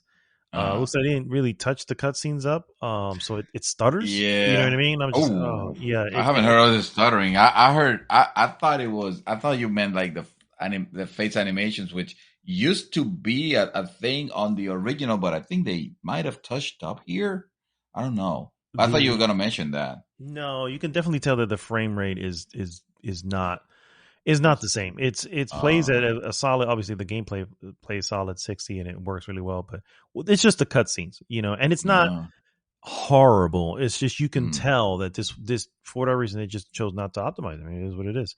mm, Um, but it doesn't. Again, it's not game breaking. It's definitely not. mm, It doesn't break the my how do I say it? The ambiance of the game. It's like, all right, it is what it is. yeah. Again, it's a product of its time, and I keep chalking that up to it. So that's really. I think I'm on either on or finishing up chapter 3. Um, Oh, and nice. so You're going in there. This is a game that it was all about the environment, the yeah, the ambience, mhm. and I was also a big fan of the soundtrack. You know that they do. Remedy Music is tends to good. do this thing, Mhm. huh? Music is good. Music is good, right? Yeah. It's usually on Remedy, like in Control. Control had a whole fucking music video that was hilarious, and it was great. Oh Yeah, it my was, god, dude! The music in Control is and as yeah, some may not know, this game does take place. It's been confirmed to take place in the same world as Control. right. If you play Control and you understand how that would fit, I wonder what the item is. It must be the manuscript. That's the item. But anyway, um, I remember, but yeah, they do mention in Control. You probably have to remember, go back go to it back to and figure out. remember, Yeah. because yeah, yeah. Yeah. So the voice acting is pretty good. And Oh yeah. overall, like I said, it's a really decent, good mystery. It suffers a little bit from some dated concepts, Hmm. particularly within gameplay. Though gameplay still can be. There's some frustrating moments as well. There's one particular frustrating moment that really pissed me off.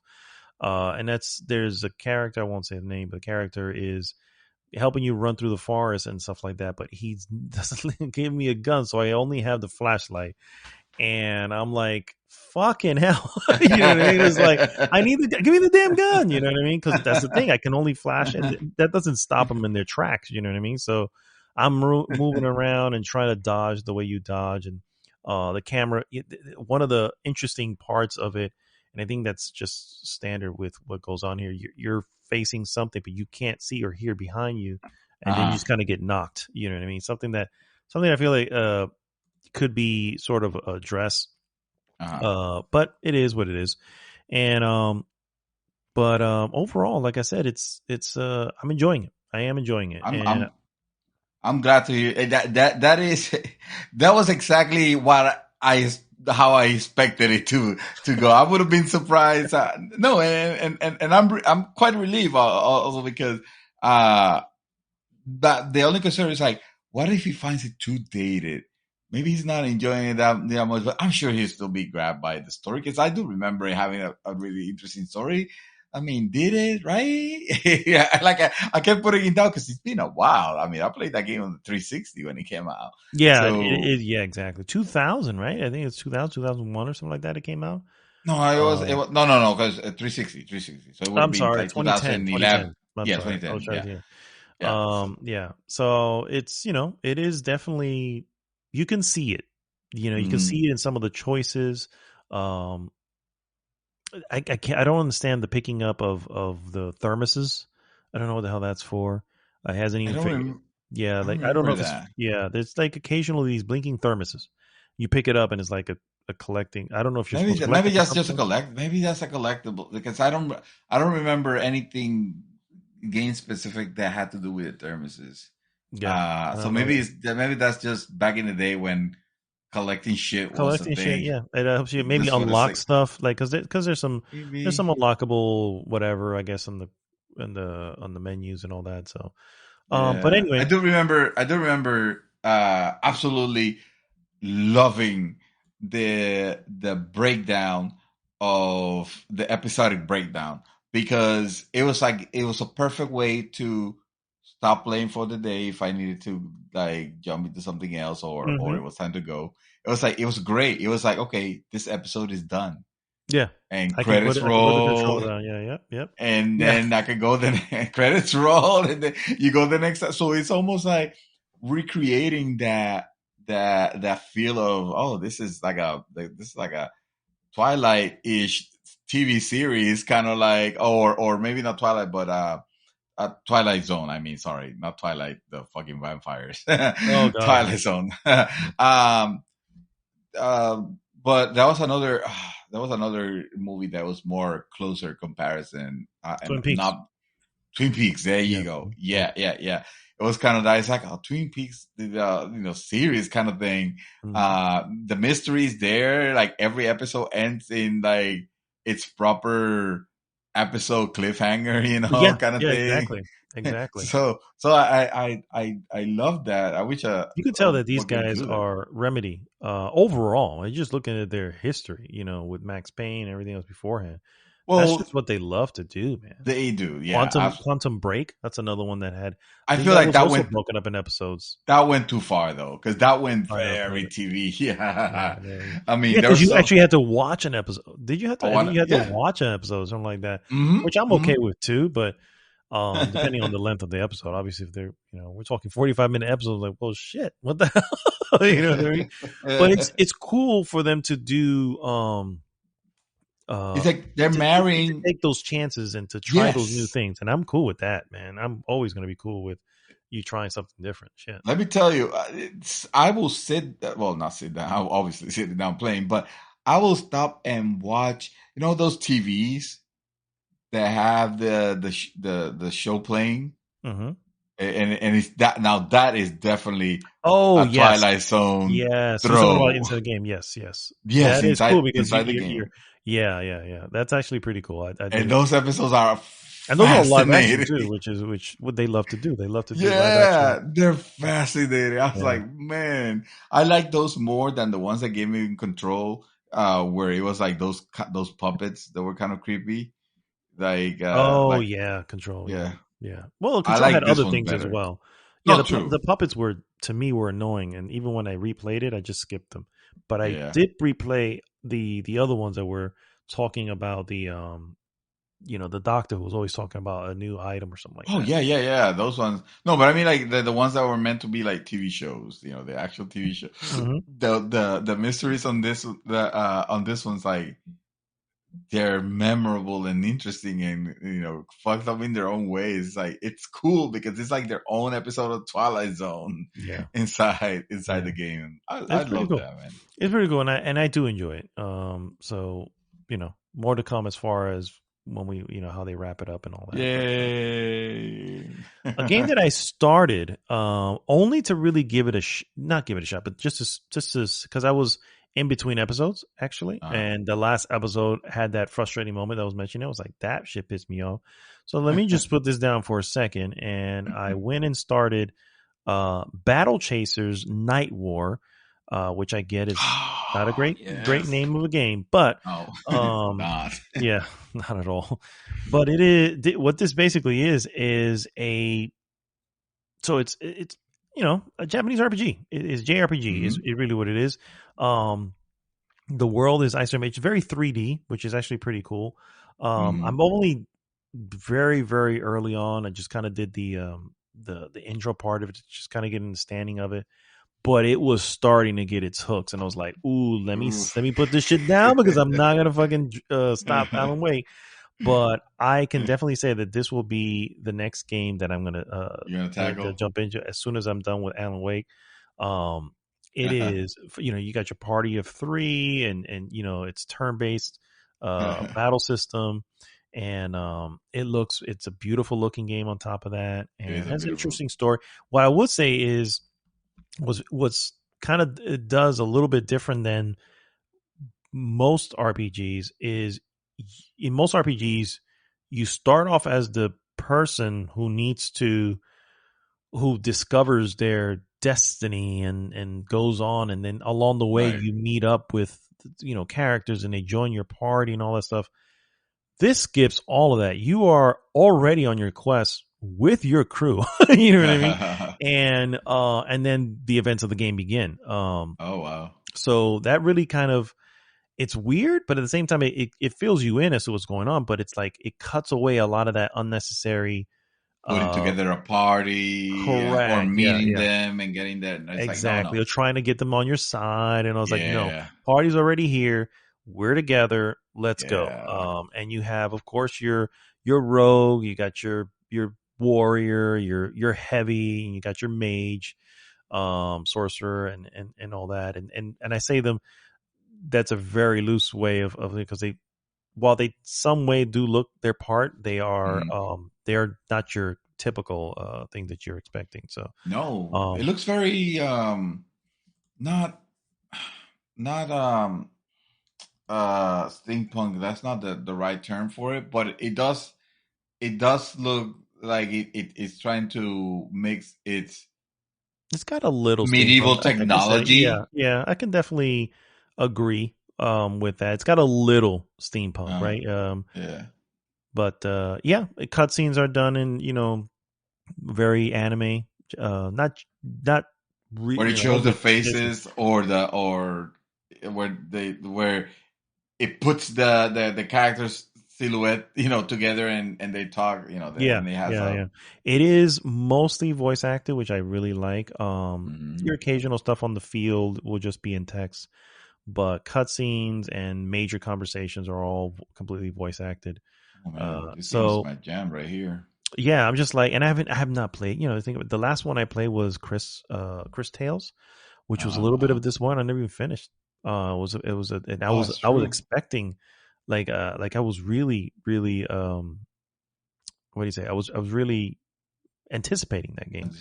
And unfortunately, it was very easy, which, you know, I kind of need a little bit of a challenge. And I don't know, at some point the art style, which was beautiful, just kind of all just kind of faded away, and I didn't go back.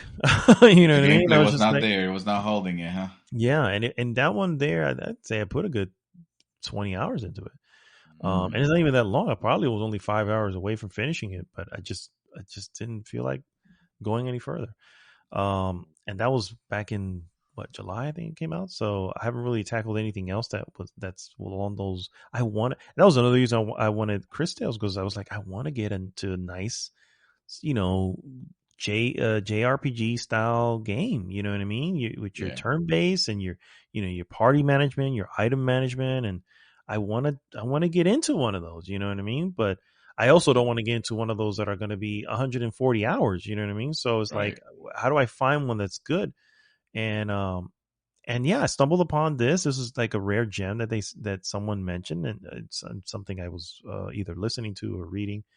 And I was like, oh, let me go check it out. I check out some of the gameplay, and I actually bought it probably about a month and a half ago, and it's just kind of been sitting. I installed it and just kind of been sitting there. But I always keep it there just to like a reminder. Oh, I want to try that. I want to try that. And then, during my Alan Wake, fuck this shit moment, I jumped on it real quick, and published by THQ Nordic, by the way. Also, What could have actually? I'm curious of what could have actually made you rage quit. I didn't rage quit. I was raging. I didn't rage quit though. It was. Was that a difficult boss fight? Was that a boss fight or was it? Well, it wasn't a boss fight. The boss fight actually was the 2 boss fights that I had were actually 3, and they were really easy. It was just so it was a moment where we had to hold them off, but I didn't have a gun. And he was at just point the light, and I'm like, okay, but I'm running around like a chicken without a head, and I'm like, this dude isn't hitting them. He's shooting, but I'm like, you're shooting, but you're missing a lot, and I need you to hit them. You know what I mean? So I'm hitting the light so that he can, hey, hit this one. But of course, there's usually 3 or 4 that are coming at you, and they come after me, even though I'm not the one fucking shooting. You know, so I'm like, it just got annoying, and I had to redo it at least a good 5-6 times. I was just getting pissed. I was like, this is fucking annoying now. And I was like, give me back my damn gun. You know what I mean? Yeah. The game has some moments where you drive, and some of those are all fun and all that. It mixes up the gameplay a little bit. But that particular moment, I was just like, dude, I need you to give me a gun, or I need a big space, because we're on a pier.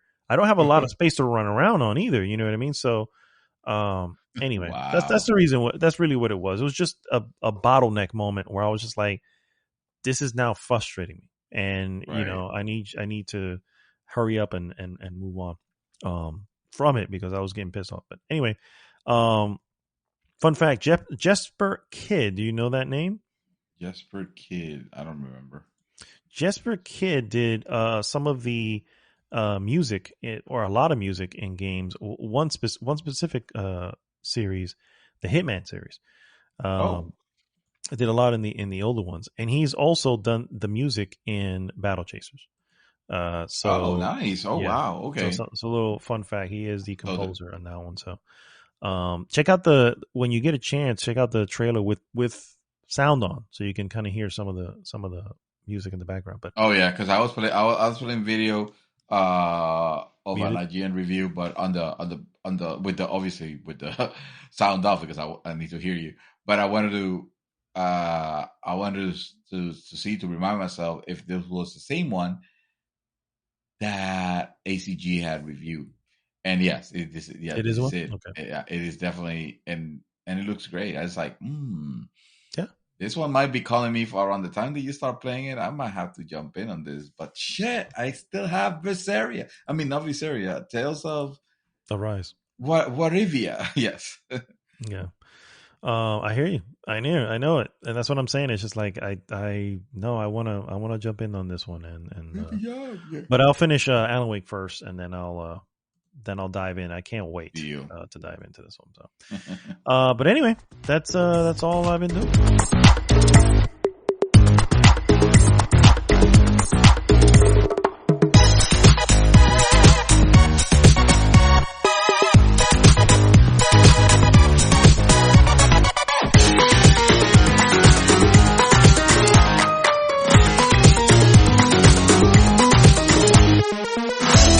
And we are back, guys, and it is now time, of course, for our trailer of the week. Sorry, I needed to be a little bit more low because Mrs. is sleeping by this time. She's not feeling super well, Benito, so I had to, I told her, we can't stop the signal, but I can lower it. It doesn't need to be as loud. Exactly. It doesn't need to be disruptive. So exactly.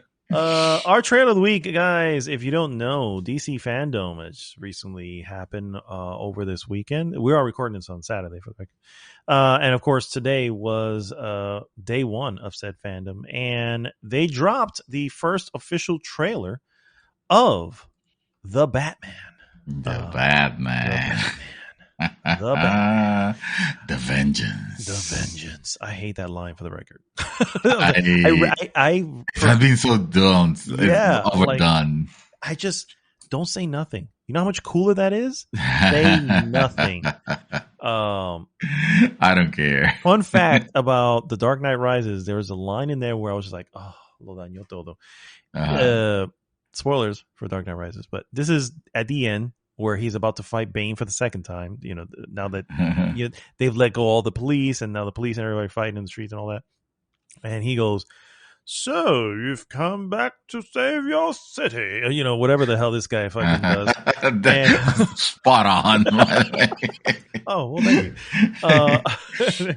And then, of course, Batman starts walking up to him, or I think Bane is walking up to him, and they end up walking to each other.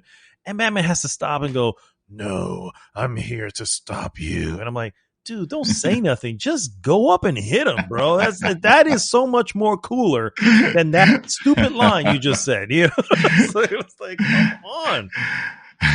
Anyway, how about swear to me?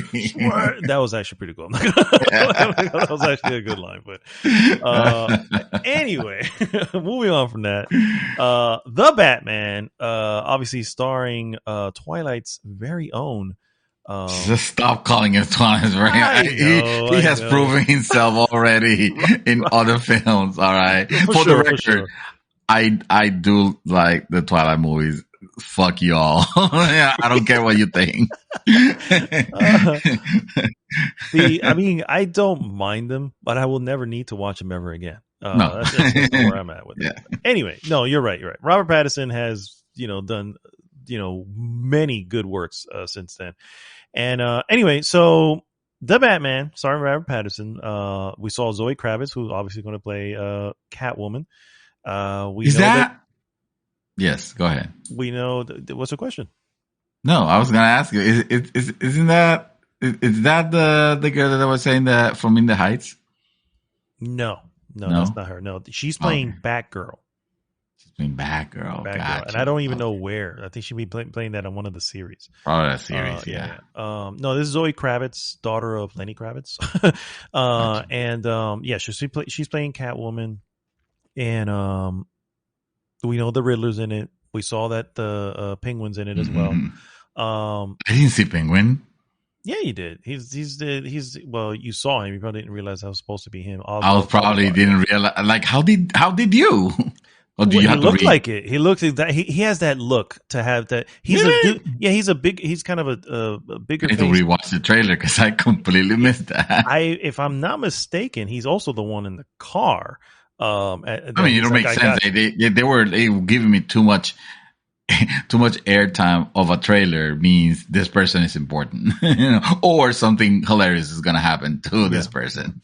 Fun fact: the director, his name escapes me right now, but he did go on record kind of explaining where this is in Batman's timeline. This is year 2, so he's already been Batman for about a year or so. Okay, so Joker's already been dealt with here. I don't. Who knows? Who knows? Right. Here's what I do know. This is more of this is not going to have a Batman origin story. Obviously, it's year 2. Right. It does have an origin, obviously, for Riddler and for Catwoman, because they don't exist at the very beginning. Penguin does exist. However, he's not the he's not the big leader of a mafia at this point. Yeah, he's a little more small time. So that's kind of where the timeline is in Batman's universe. Anyway, sir, impressions. What did you think? Too dark? Too light? Too much? Well, not enough cowbell. I forgot that it still uses like the teaser before it that arrangement of that Nirvana song, which I fucking love what they did with it. But that aside, dude, this thing might as well be my trailer of the year. It was, I'm obviously exaggerating and also forgetting about a lot of other good trailers that have come out. What I'm saying is that I was very happy with what I saw. I was not concerned, more like wondering, like, what is the take of this Batman? Because I feel like every Batman had a different interpretation of it, as it should, right? Except when it happened quickly on the very early Batman, right after the Joe Schumacher Batman and all the other ones, I feel like that got reinterpreted way too quickly. But the one from this universe, it almost gives me a vibe of going back to that, how can I describe it? Like not the Dark Knight Batman. The Dark Knight Batman, which I fucking love, the interpretation, but it seemed a little bit more cemented on reality. Maybe like the new James Bond movies, kind of. Whether this feels like I go back to that, Gotham City is this fantastical hellhole, exactly, and it gave me a vibe of those older Batman movies for better, for the better. I like what I've seen so far. I hope that it doesn't turn into like a Robert Nipples or anything like that, but we don't know yet. It doesn't look like he's going that route. I don't think they're going to do it. I think Rubber Nipples is such a thing that every director and costume designers, okay, we're going to avoid that landmine. No, but what I really meant to say by Rubber Nipples, I mean like that whole like Batman Forever, like that, making everything so colorful and like you could do a subtle tone and make it look fantastic, like you did with the first Batman, where the use of purple, like there was a lot of use of purple that was very well done, versus the later ones, the Val Kilmer and Batman. And I'm preferring by actors because I don't know directors. But that make suddenly everything's like a neon nightmare.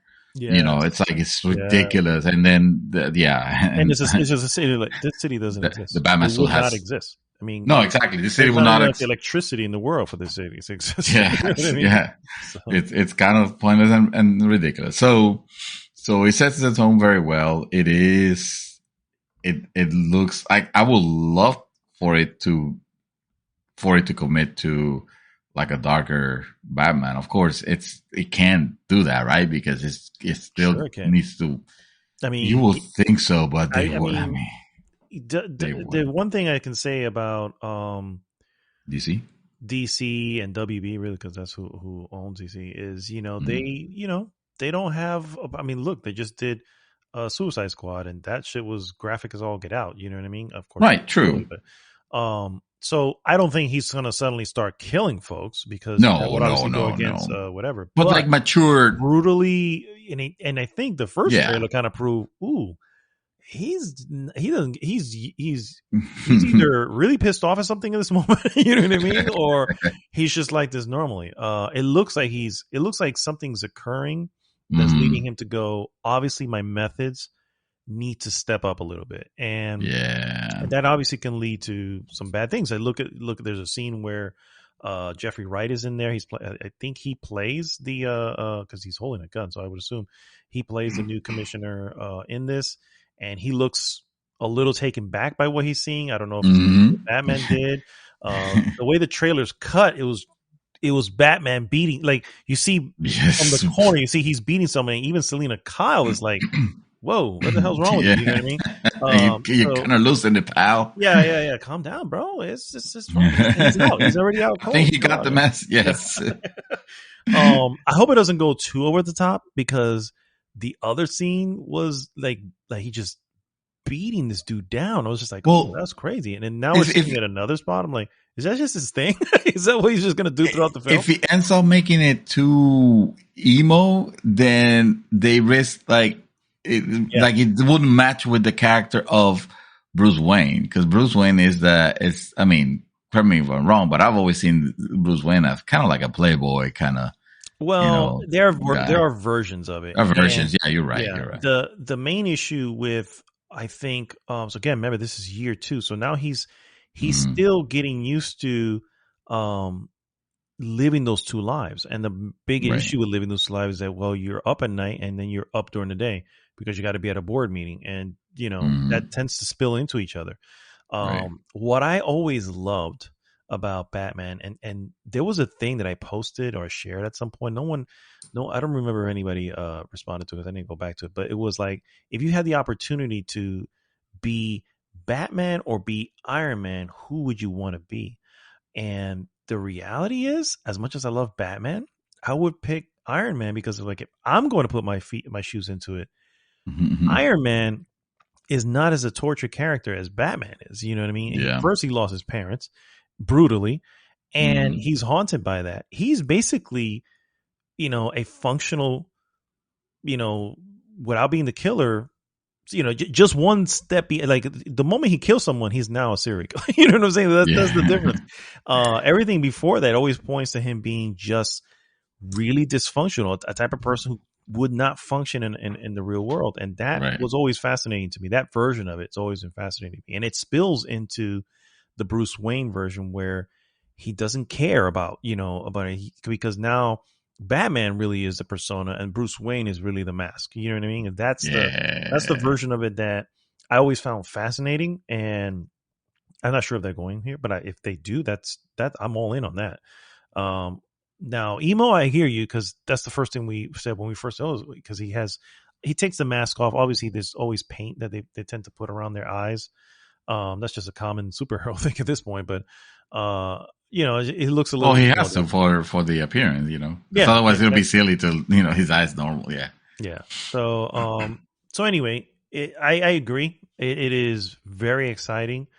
I'm glad. The director, by the way, who his name is Matt Reeves, and he's done some good stuff. I don't know if you've ever seen the. Let me go to his director credits here.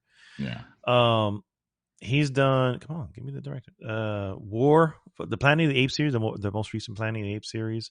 Oh, that was a good one. That was a great series. Let Me In, which is, you probably haven't seen that one, but it's a very cool, really good vampire story.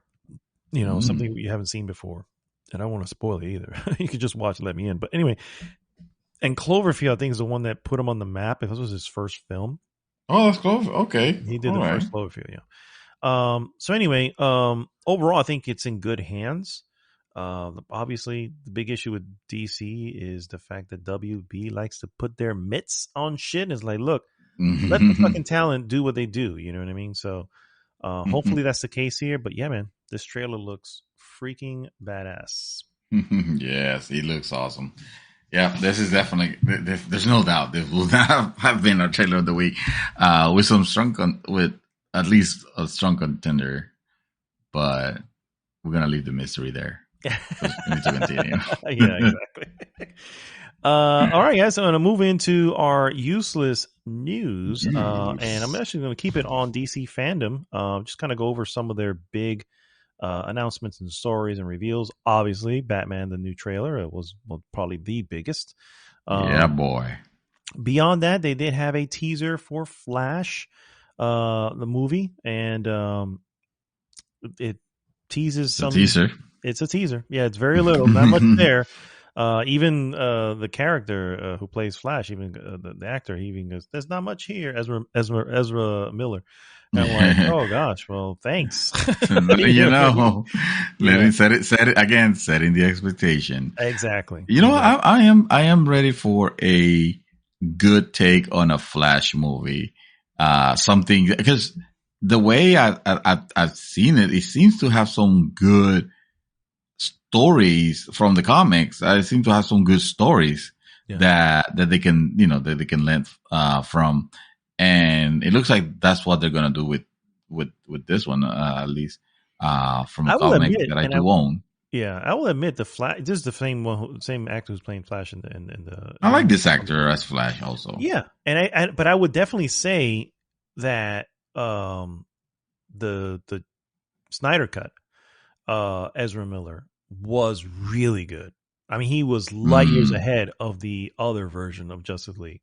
I really did like that. I mean, it's 4 hours long. I get it, but I really did find good things there. You know what I mean? And saw, it's like, oh, I see what they were doing here. And his character was actually, I think it was really good in again, in the Snyder cut, because he was really stupid in the other one. So hurt the film as far as I'm concerned. Anyway, Gotham Knights gets a new story trailer, which I did post also in the group, and obviously has the Court of Owls. I side note, I bought the whole the saga, the entire saga. There was a deal yesterday on Amazon for like $4. The entire, the entire, I think regular price like $25 or something like that. Damn, that's a fucking sale indeed. Shit. Yeah, I'm looking forward to it. Yeah, because I mean, the way I understand it, it's a whole series, right? So it is. It's a whole graphic novel. Yeah, exactly. Their introduction into it, and I think they come up a little bit later. I mean, it's a society. You know what I mean? Right. I'm looking forward to that one. Yeah, I can definitely recommend that one for sure. So anyway, Gotham Knights set to release 2022. Then they showed off some of the first footage from Suicide Squad: Kill the Justice League, which I gotta say I'm warming up to, bro. I'm not gonna lie. I haven't seen that. I haven't seen none of that. So you definitely want to check it out. This is Rocksteady, and I think that's why I'm warming up to it. I'm like, this is Rocksteady. Oh yeah, that's true. These guys are not going to half-ass this thing. And they did do the last Batman game wasn't true, nice, but it wasn't the. No, it wasn't bad. It was just there was a little bit too much ambition on it. Which one are you talking about? The Gotham Knight, right? Arkham Knight, yes. Yeah. I like the story and everything. It's just I think it was good. It's just they put a little bit too much of it, but I mean they went all in on it, so it's like, okay, well, I mean, can't much as I couldn't fucking finish it because of that. I got annoyed by it, but and I couldn't finish it because I got a bug that prevented me from. Well, that's not good. I'm not happy about that. Yeah, that's for sure. Then we got some first footage of Dwayne Johnson as Black Adam. So if you don't know, you got to check out too. You got where you been, bro? They fell off the earth for like. I was doing yard work. Some more first footage of Shazam: Fury of the Gods. Yeah. Did you watch Shazam? I did. What do you end up thinking about it? I thought it was okay. I liked it. Yeah. I liked it. First off, credit to these guys. They can do some like Shazam. The moment the kid when he leaps off the slow motion leaps off the top of a building and says Shazam, and out of nowhere the freaking lightning hits and he just takes off. I'm like, that is exactly what you want as a fan of anything. I knew Shazam from the cartoons back in the day, Super Friends and all that shit. So I knew about him, but to picture him in screen was always like a little bit odd. And they knew that. They just kind of played into it and going, well, we'll do this. But they didn't forget to leave out this character can still be cool, and yeah, I liked it. I liked it. It wasn't great, it wasn't like no, it was it was yeah. Better than that, man. Oh God. HBO Max reveals the first trailer and release date for Peacemaker. If you don't know who Peacemaker is, that of course is the John Cena character from Suicide Squad. Oh God. We'll have its not needed. own series, which will premiere on Max January 13, 2022. Aquaman and the Lost Kingdom is a more mature sequel, says James Wan. And so they have some behind the scene footage that they showed off. Nothing too Nothing too crazy. And an HBO Max series called Batman Cape Crusader, which is much more adult, psychologically complex, and includes new versions of familiar characters. So yes, what is this? An animation? Let's take a look. I'm going to see. We've learned a ton about the upcoming HBO series. I don't know if they do animation, but let me see. Authentic. Just, I mean, they wouldn't do a live action Batman series, right? Batman is a movie character. No, it is animated. I'm sorry, it is animated. That's what I thought. Yeah. So yeah, there you go. That's actually because it's going along the lines of the 90s animated series, which was pretty legit for its time. So yeah.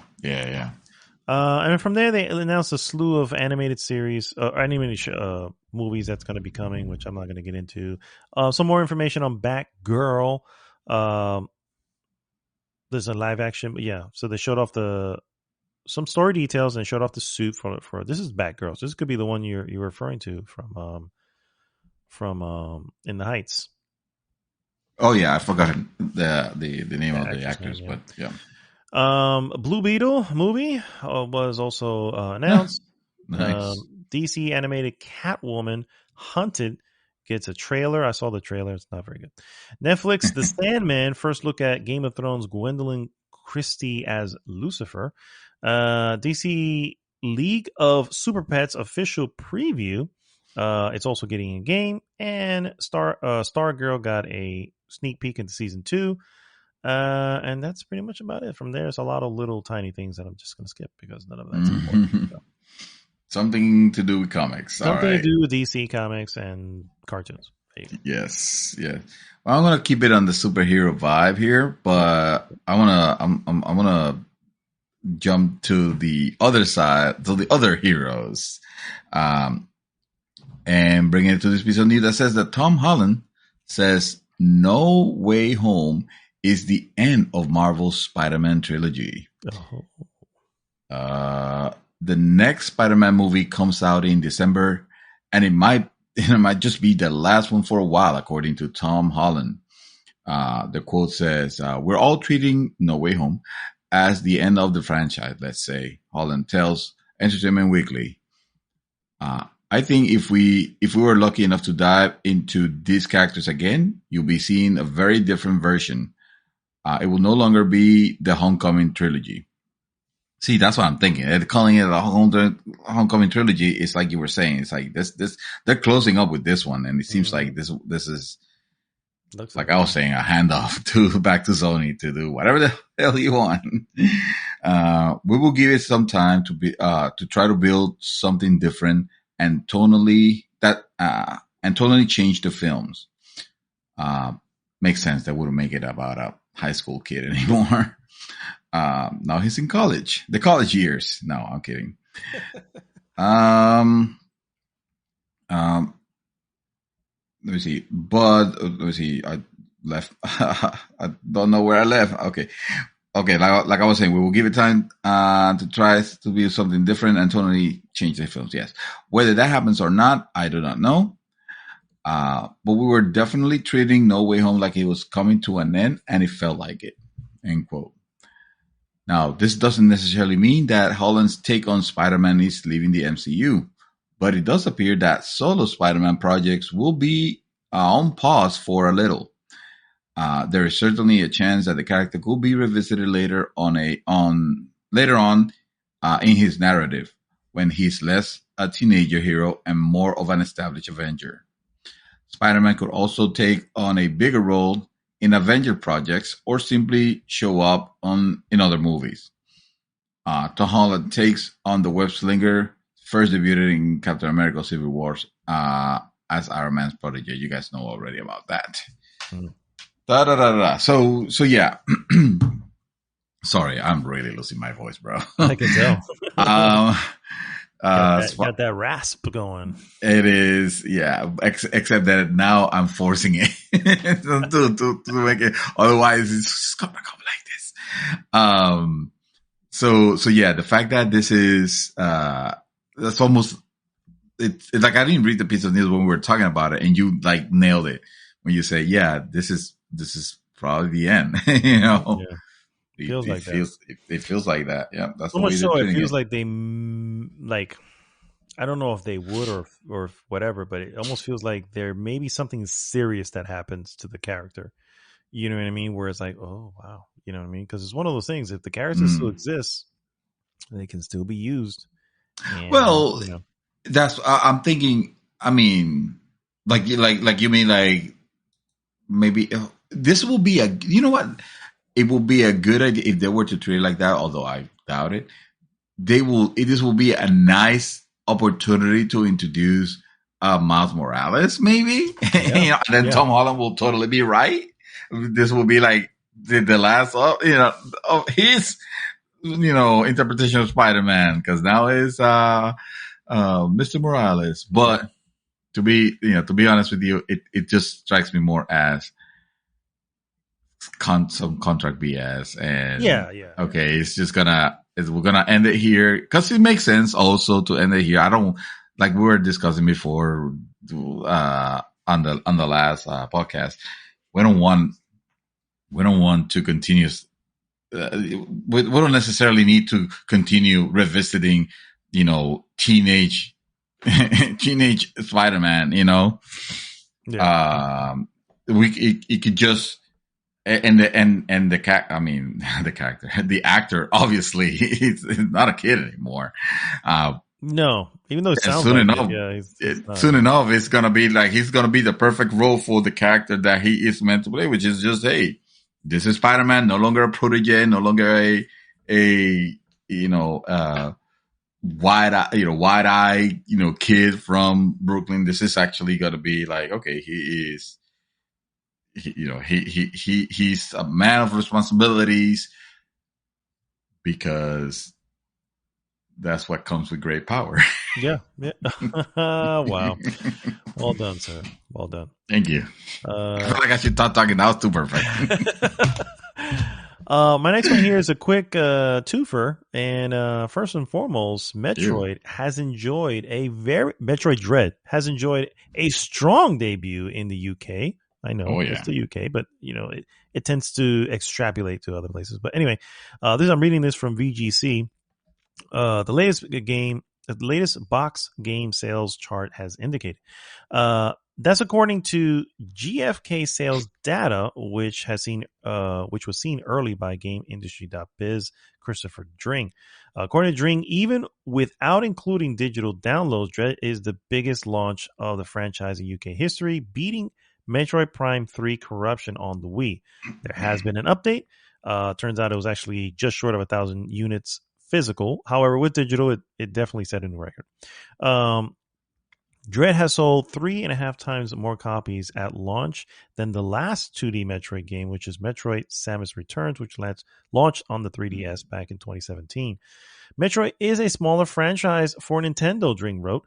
It is the 5th biggest Switch launch of the year, right behind Mario 3D World, plus Bowser Fury, Zelda Skyward Sword, Monster Hunter Rise, and the new Pokemon Snap. Despite the strong debut, Metroid Dread is still number 3 in the charts of UK, of course, behind FIFA 2022, which is always going to top the charts there, and Far Cry 6, which also released recently. To jump on that same bandwagon, Metroid Dread has also caused a boost in sales for other titles in the series across Nintendo platforms. As first spotted by Twitter user Spines Markers, entries from across the history of the franchise has seen a resurgence in sales thanks to the release of the and critical success of the latest entry, Metroid Dread. The Wii U charts. That's a thing, people. The Wii U charts see Metroid Fusion, Metroid Zero Mission, Metroid Prime Trilogy, and Super Metroid all make it to the top 10. And on the 3DS charts, Metroid Samus Return has climbed to number 3. Right now, of course, both Metroid and Super Metroid are playable on Switch Online's NES and SNES service. A lot of Metroid happening, sir. I think it's pretty cool and I think that normally does happen. It sparks interest in the other titles. But it's cool to see Metroid kind of getting some love, right? Because it's been missing for so long. It's one of the marquee titles for Nintendo, and well, but outside of the Nintendo handheld. doesn't. Yeah, I don't feel like Nintendo necessarily sees it that way. Nintendo sees it more like, this is our action piece, and this is not our Mario. It's not going to sell like Mario or anything like that. And it's a shame because Metroid is one of my favorite Nintendo, franchises. I want to see, this is the game that I was looking for. I mean, I'm also, I have Metroid Prime for pre-order forever now, but this is actually the type of Metroid game that I wanted, especially after like the fucking catastrophe that was Other M. The fuck was that? This is fixed. This is good. This is actually a real Metroid and one of the better Metroidvanias out there, also. So I'm really looking forward to it. I should be getting it. It's like you said, game's always going to be $60. So. Yeah, there's no rush at this moment. And no, I will be playing it probably by the end of the year for sure. Yeah, there you go. On gaming forum news, GG has been acquired for a cool $4.5 million. Oh, shit. Oh, I forgot to tell you about that. Shit. Yeah, I think so. Yeah, we got a meeting tomorrow with the with the foreign conglomerate. To seal the deal. Is it 10 cents? Damn it. It was 10 cents. Yeah. That's actually what it ended up offering us for it. 10 cents. No, in reality, it was Reset Era. Or Reset Era? I don't know. I was always calling them Reset Era because that's what I read it when I see their logo. Oh, okay. Gaming forum Resetera acquired for a cool $4.5 million. Resetera is one of the biggest gaming forums on the internet. It has been acquired for $4.5 million by Swedish media company MOBA Networks. MOBA owns a number of other gaming communities such as MobaFire.com, DotaFire.com, and SmiteFire.com. I'm starting to see a pattern here. Mm-hmm. Okay. By adding Resetera to its portfolio, MOBA hopes to expand its advertising revenues through the forum's user base. In a recent press release, MOBA said, quote, Resetera.com's revenue is generated through ads and member subscriptions. MOBA Network sees significant opportunities to increase advertising revenues through a higher share of direct sales. Implementation of new ad formats, and long-term product development strategies. MOBA Network therefore estimate that Resetera.com can grow significantly by 2022 while maintaining and I don't know what the hell this means, EBITDA, EBITDA margin. Here we go. It means operating profitability. Why the fuck does you not say that? The hell is EBITDA? Who cares? Anyway, for those who don't know, Resetera was founded in 2017, very recently, as a new home for NeoGAF members following allegations of sexual misconduct against that site's owner. Since then, Resetera has seen considerable success with over 45. I wouldn't assume it means millions because it says 45M forum posts from its 55,000 members. And I subscribe to both. I'm a member of both, of NeoGAF and Resetera. I don't take sides. I feel like, fucking countries have made everything so divided that even the gaming forums are definitely very divided, with NeoGAF being of a very right mentality and Resetera being of a very leftist mentality.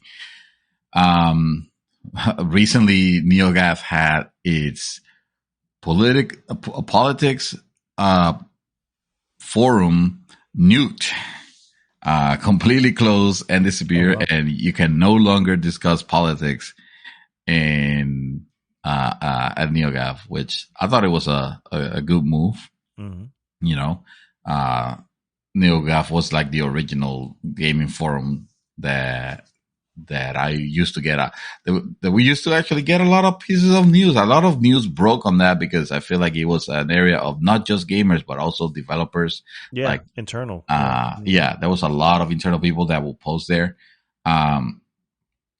Now things have changed a little bit. Now it's mostly, I don't want to say it's 4chan, but it's almost, you don't get a lot of news from there. Although every now and then you get some interesting tidbits and opinion pieces. But anyway, that's kind of wild. That's kind of, I don't know. I don't feel pretty good.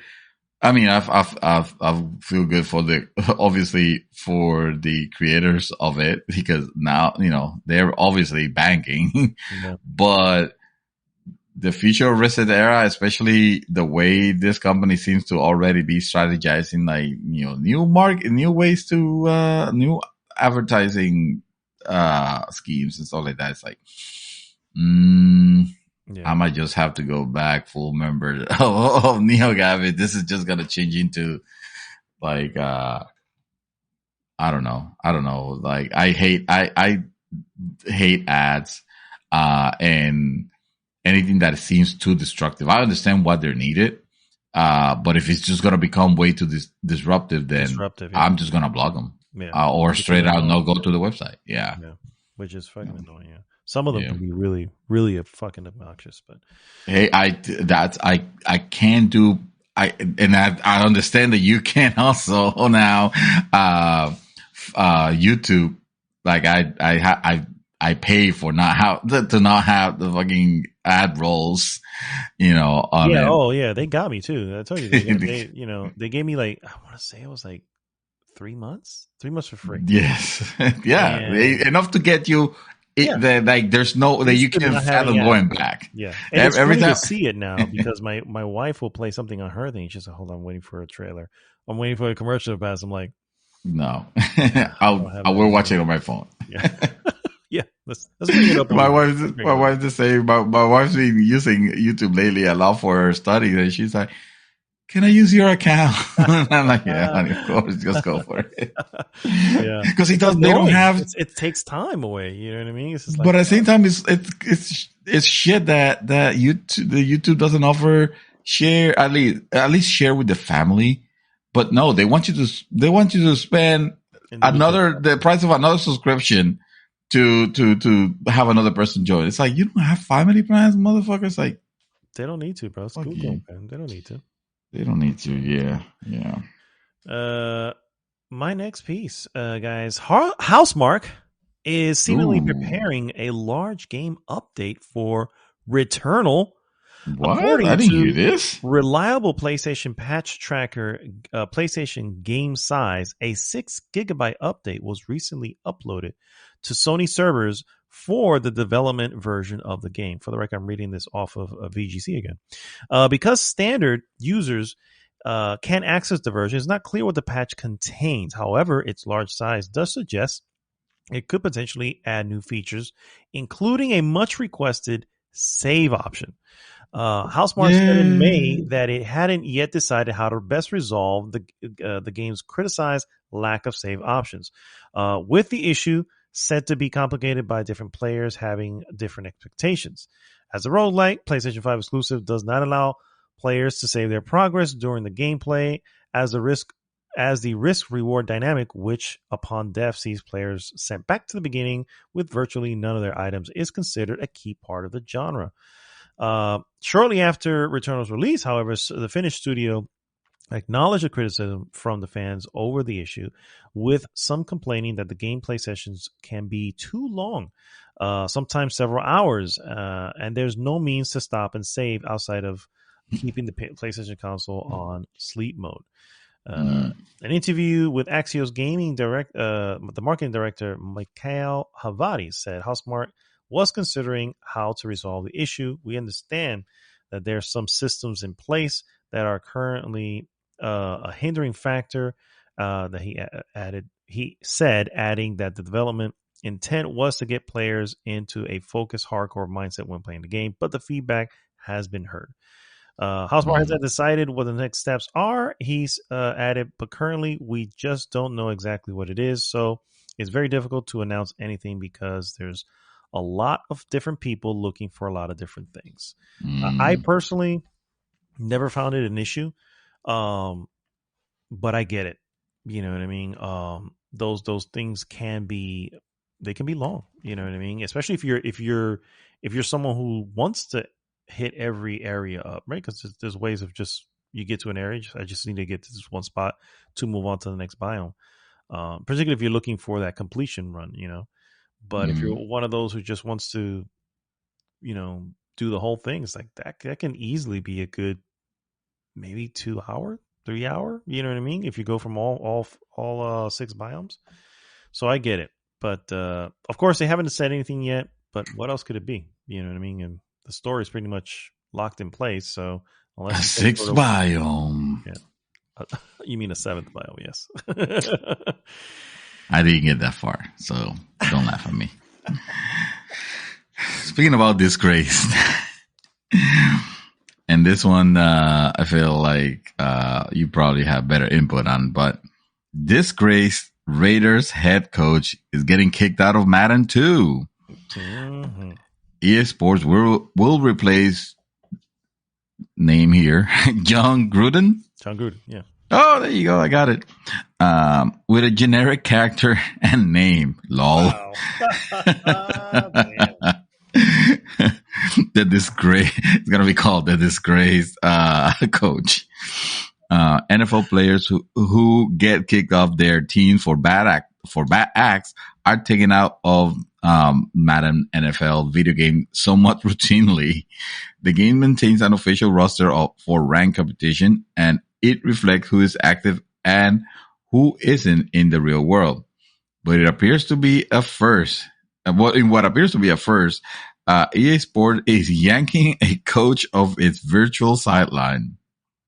Wow. That would be disgraced Jon Gruden, ex-head coach of the Las Vegas Raiders, who resigned on Monday after a lengthy history of racist, sexist, homophobic, and otherwise ugly emails came to light. The email were part of a league investigation into Washington's football team's own toxic workplace. Some were included in court filings in an unrelated lawsuit. On Wednesday, the official Madden NFL Twitter account announced that the game's developers will replace Gruden with a generic coach. In real life, the Raiders' interim head coach is Rick Bisaccia? I don't know his name.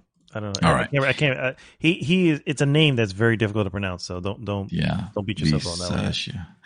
Previously, the club's special teams coordinator, head coaches like players licensed are compensated for the use of their images and likeness in Madden NFL.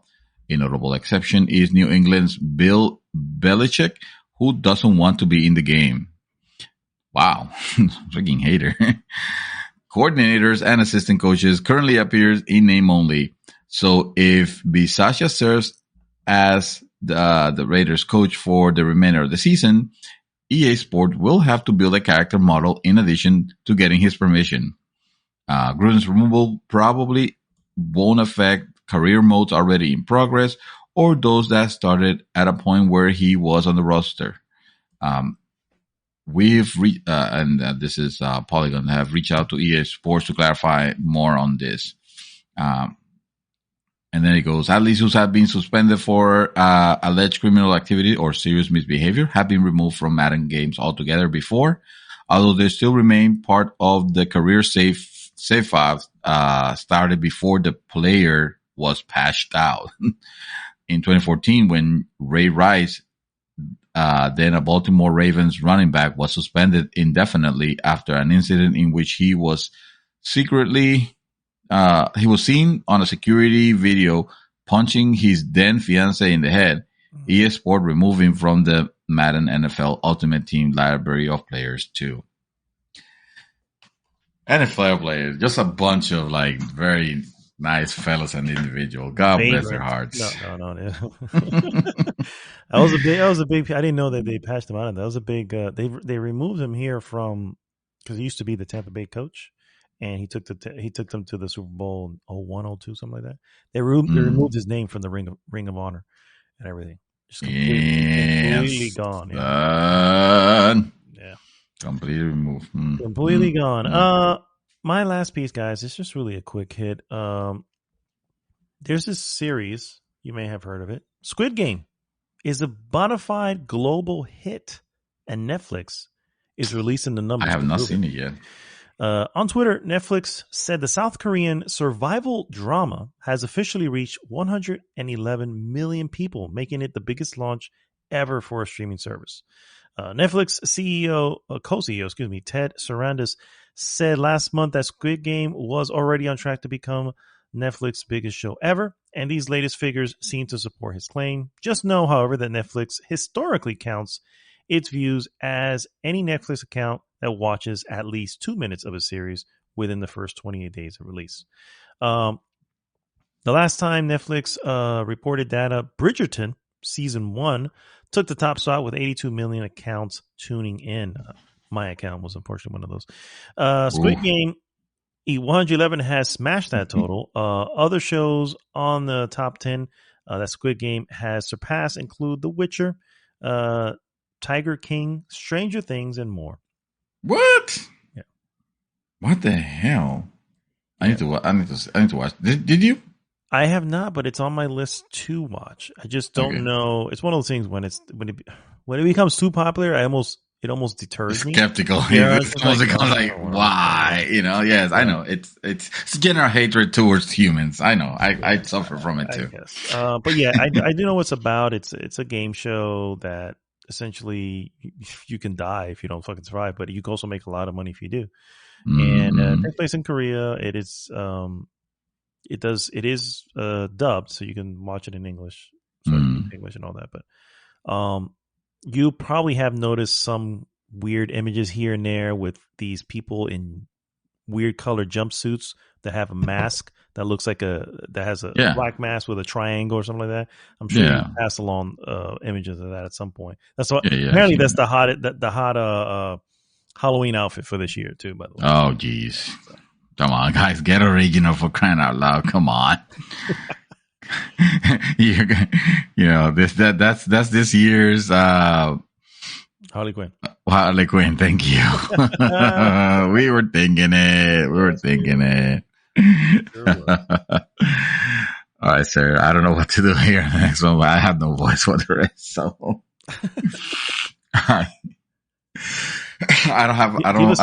Give us the. Let me see if I have one more. Let me see if I have one more in me. No, actually, I got my 3. I got my feel. Yeah, you know what? I just want to take this opportunity with my last breath to give a big fuck you to Best Buy for their new scam that they're running, where if you want to get on a PS5 for this holidays and you want to get it from Best Buy, well, it seems like your only official way might be to pony up a $200 a year membership. Are you fucking insane? So basically, Best Buy have decided to, they've seen that obviously PS5 is going to be very hot ticket item this holiday season. So rather than lead it to the scalpers to make the money, Best Buy has decided to become a scalper of their own, but in a way that still make it look like it's a legal way, because, hey, we're offering you, it's a membership for our, our exclusive Gear Squad. Yeah, there you go. You can have Gear Squad, help you out if you need help with your smart switch light. But in the meantime, if you want to get a PS5, well, guess what? This is the only way, son. So pony up $200 upfront. And no, this is not a deposit towards your PS5. This is just for you to have the privilege and the honor of buying a PS5 at a store full price. Thank you. Wow. Well done, Best Buy. You have now reached EA levels of, fuckness, yeah. Yes. The worst. Remember when EA used to be the worst company in the world? I'd never forget it. It's so hilarious. I mean, I get in America, great, but let's be real. Let's be real. There's bad company. Yes, exactly. All right, guys, stay tuned. That's the end of our news. Stay tuned. We'll be right back with our hot topic.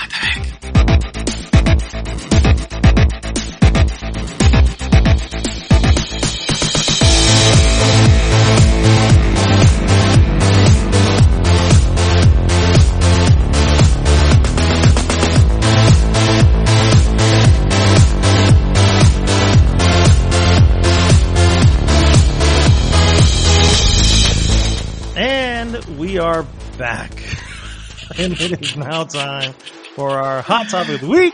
Hot topic.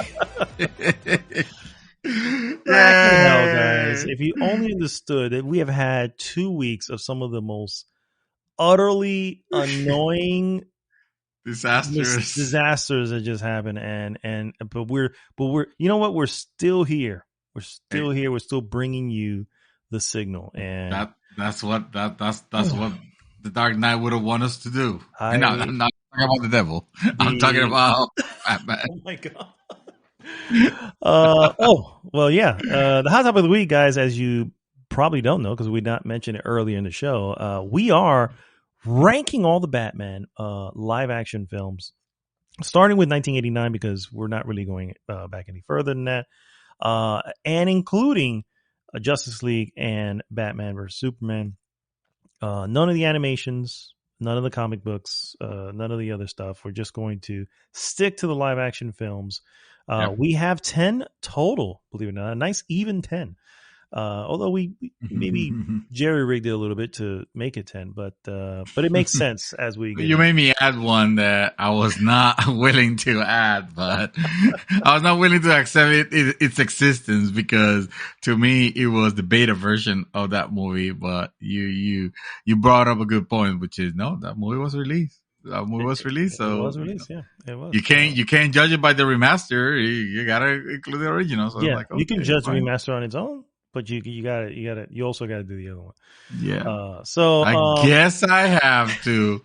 And for the audience, I am sorry you missed my Batman impressions. I'm not gonna do them again.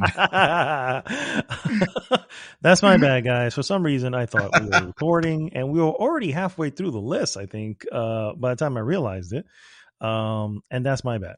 But. That's all right. We're starting over from goes on. number 10. And I believe we can just kind of jump into it. I think we did this when we did it before too. Because I think we share the same disdain for this particular this particular one. Yeah. So this is gonna be our so this is gonna be our pick. So go ahead. Batman and Robin, 1997. George Clooney playing Batman because he just wanted a paycheck. And Chris O'Donnell is playing Robin. We have Uma Thurman as Poison Ivy. Freeze is Arnold Schwarzenegger, who gets top billing, by the way. I don't know why. I mean, I get it, yeah, but Alicia Silverstone as Batgirl, and of course your normal folks who I'm not going to get into here. But hello, you didn't mention Uma Thurman. Poison Ivy. You did? Oh, okay. I didn't miss. All right. And then Bane, by the way, Bane is in there, played by some. Oh yes, Bane is in there. Completely forgot that Bane was actually part of that. I choose to continue forgetting that he was ever part of this. Is a Joel Schumacher joint. Yes. And it is just god awful with again George Clooney, I think literally calling in the performance, not even the most bored Batman that you have seen. Pretty much, pretty much. And it's a shame because he would have made I don't know, I mean, he would have made a very good Bruce Wayne. I was thinking Bruce Banner. Yeah, I think he did because it's almost like, yeah, Bruce Wayne is Clooney, and Clooney is Bruce Wayne. What to the purposes, he should go Batman.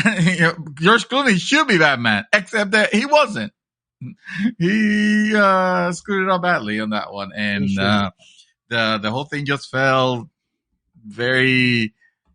I don't know. It was Alfred was dying too, and or he was sick, and they were concerned, and there was a whole thing about Alfred's history, and I was like, this. And then on top of that, you had this wacky thing with bat skates and American Express card, which American Express card, and I'm just like, this is literally a spoof film. This might as well be National Lampoon's Batman. You know what I mean? Shit like that's happening.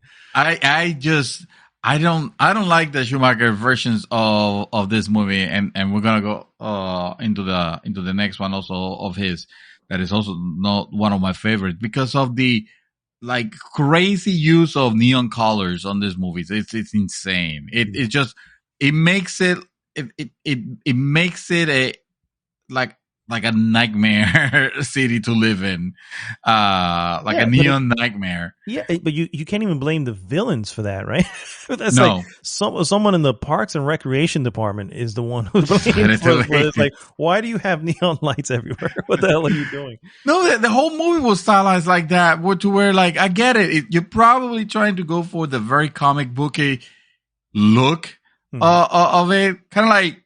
You remember Dick Tracy, right? I do. And I was just thinking that too. The movie Dick Tracy, it also had those like special colors. Although I feel like Dick Tracy, aside from the very obvious like super yellow coat that he wears, I feel like they did that. The colors in moderation, while still evoking a feeling of, this is we're looking into a moving comic book basically.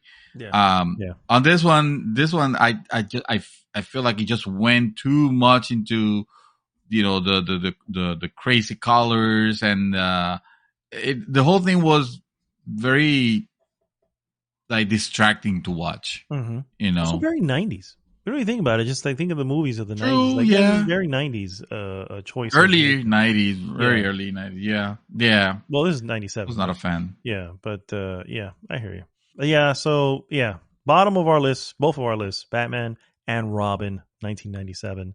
Mr. Santos, what is your number 9? I'll put my number 9 because my number 9 is also a Schumacher joint of Neo Nightmare, and this one's mid-90s. Because it's 95. Batman Forever. Batman Forever. And I'm going to do the same thing that I did on the first time that we tried to do this, which is look for the cast. Batman Forever. You got me. See, I got you again. This plays like a script. Exactly. Yeah, this plays like a script. Batman, Val Kilmer. We have Tommy Lee Jones as Two-Face. Jim Carrey as Riddler. Nicole Kidman as Dr. Chase Meridian.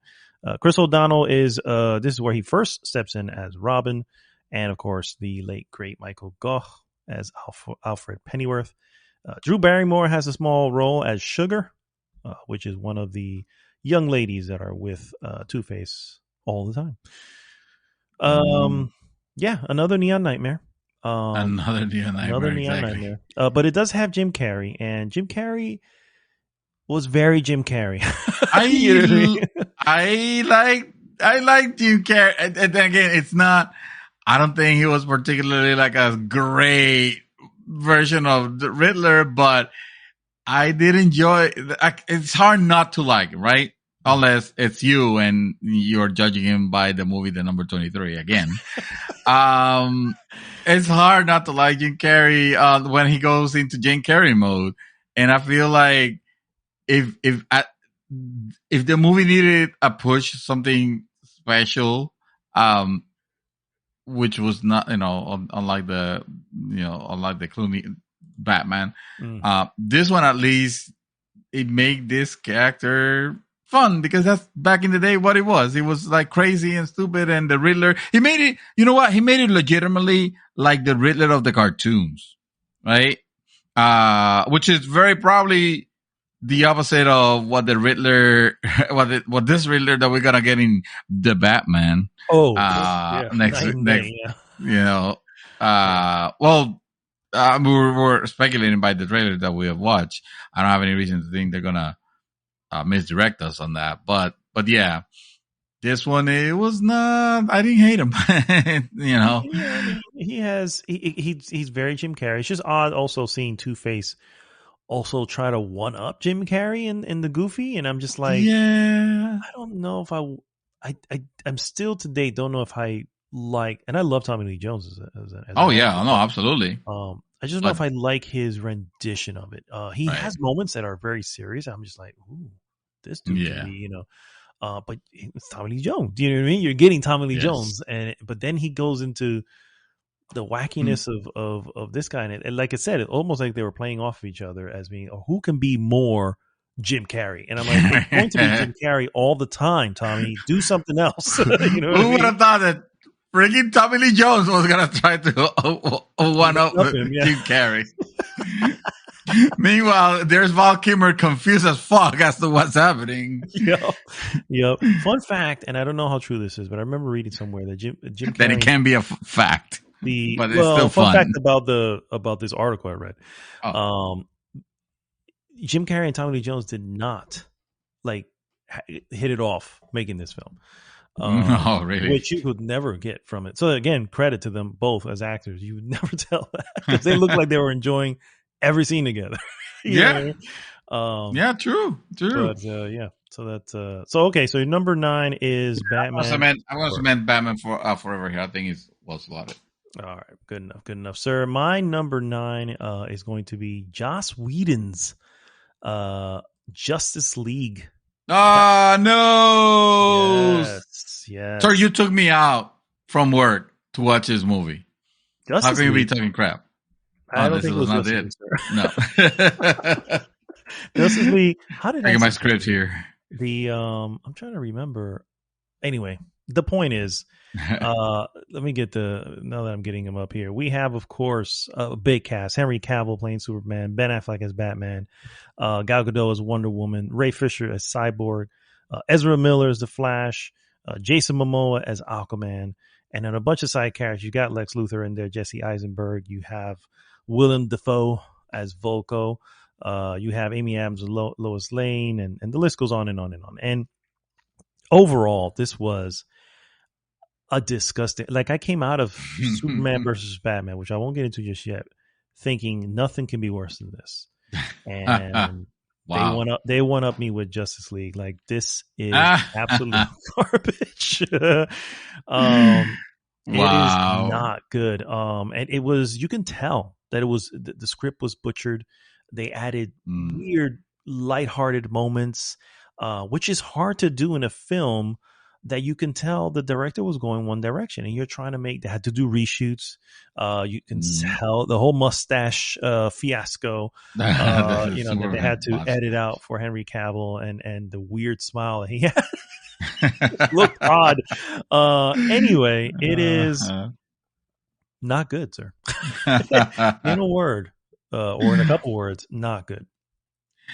Well, I'm going to have to agree with you because that is where this movie goes. This movie was not great. There's nothing that we can say to defend this. it is.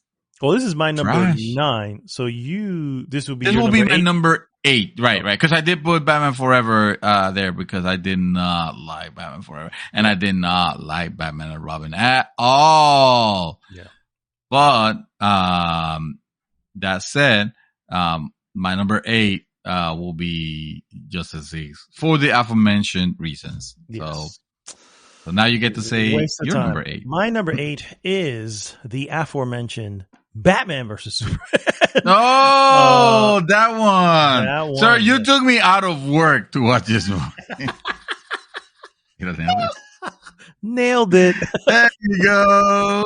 Yeah. Oh my God. First off, I did not take you out of work. You came to me and said, dude, you got to watch it. You got to. I don't think you even gave me your thoughts on it. You have refused to give me your thoughts. Like, no, I'm not going to say anything. You just need to go watch it. You need to watch it. Yeah. You need to watch it. And mind you, I was very, not very, but I was in a positive camp on this one. I wasn't, this was not me like, oh, fuck, dude, you need to watch this. It was more like, hey, no, man, you need to watch this, Yes. Just so that I can left work early to go watch this film. This stars a lot of the same folks that you probably already heard.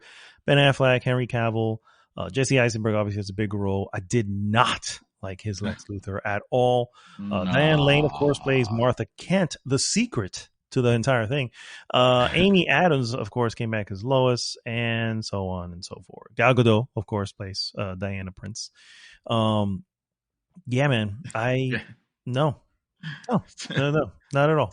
No bueno. No, not ni un poquito. Ni un poquito. No, man. Poquito, yeah. No, come on. Well, the beginning, right? I've said this before.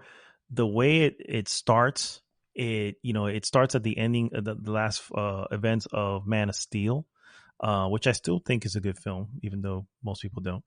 I like Man of Steel. Yeah, and seeing the fight between Superman and Zod from the streets of Metropolis was riveting, bro. I was just like, oh my God, I'm in. I was right there next to you. He's like, yes, he's right. This is good. Oh shit! And then the movie just fell apart from there. But it had good moments. But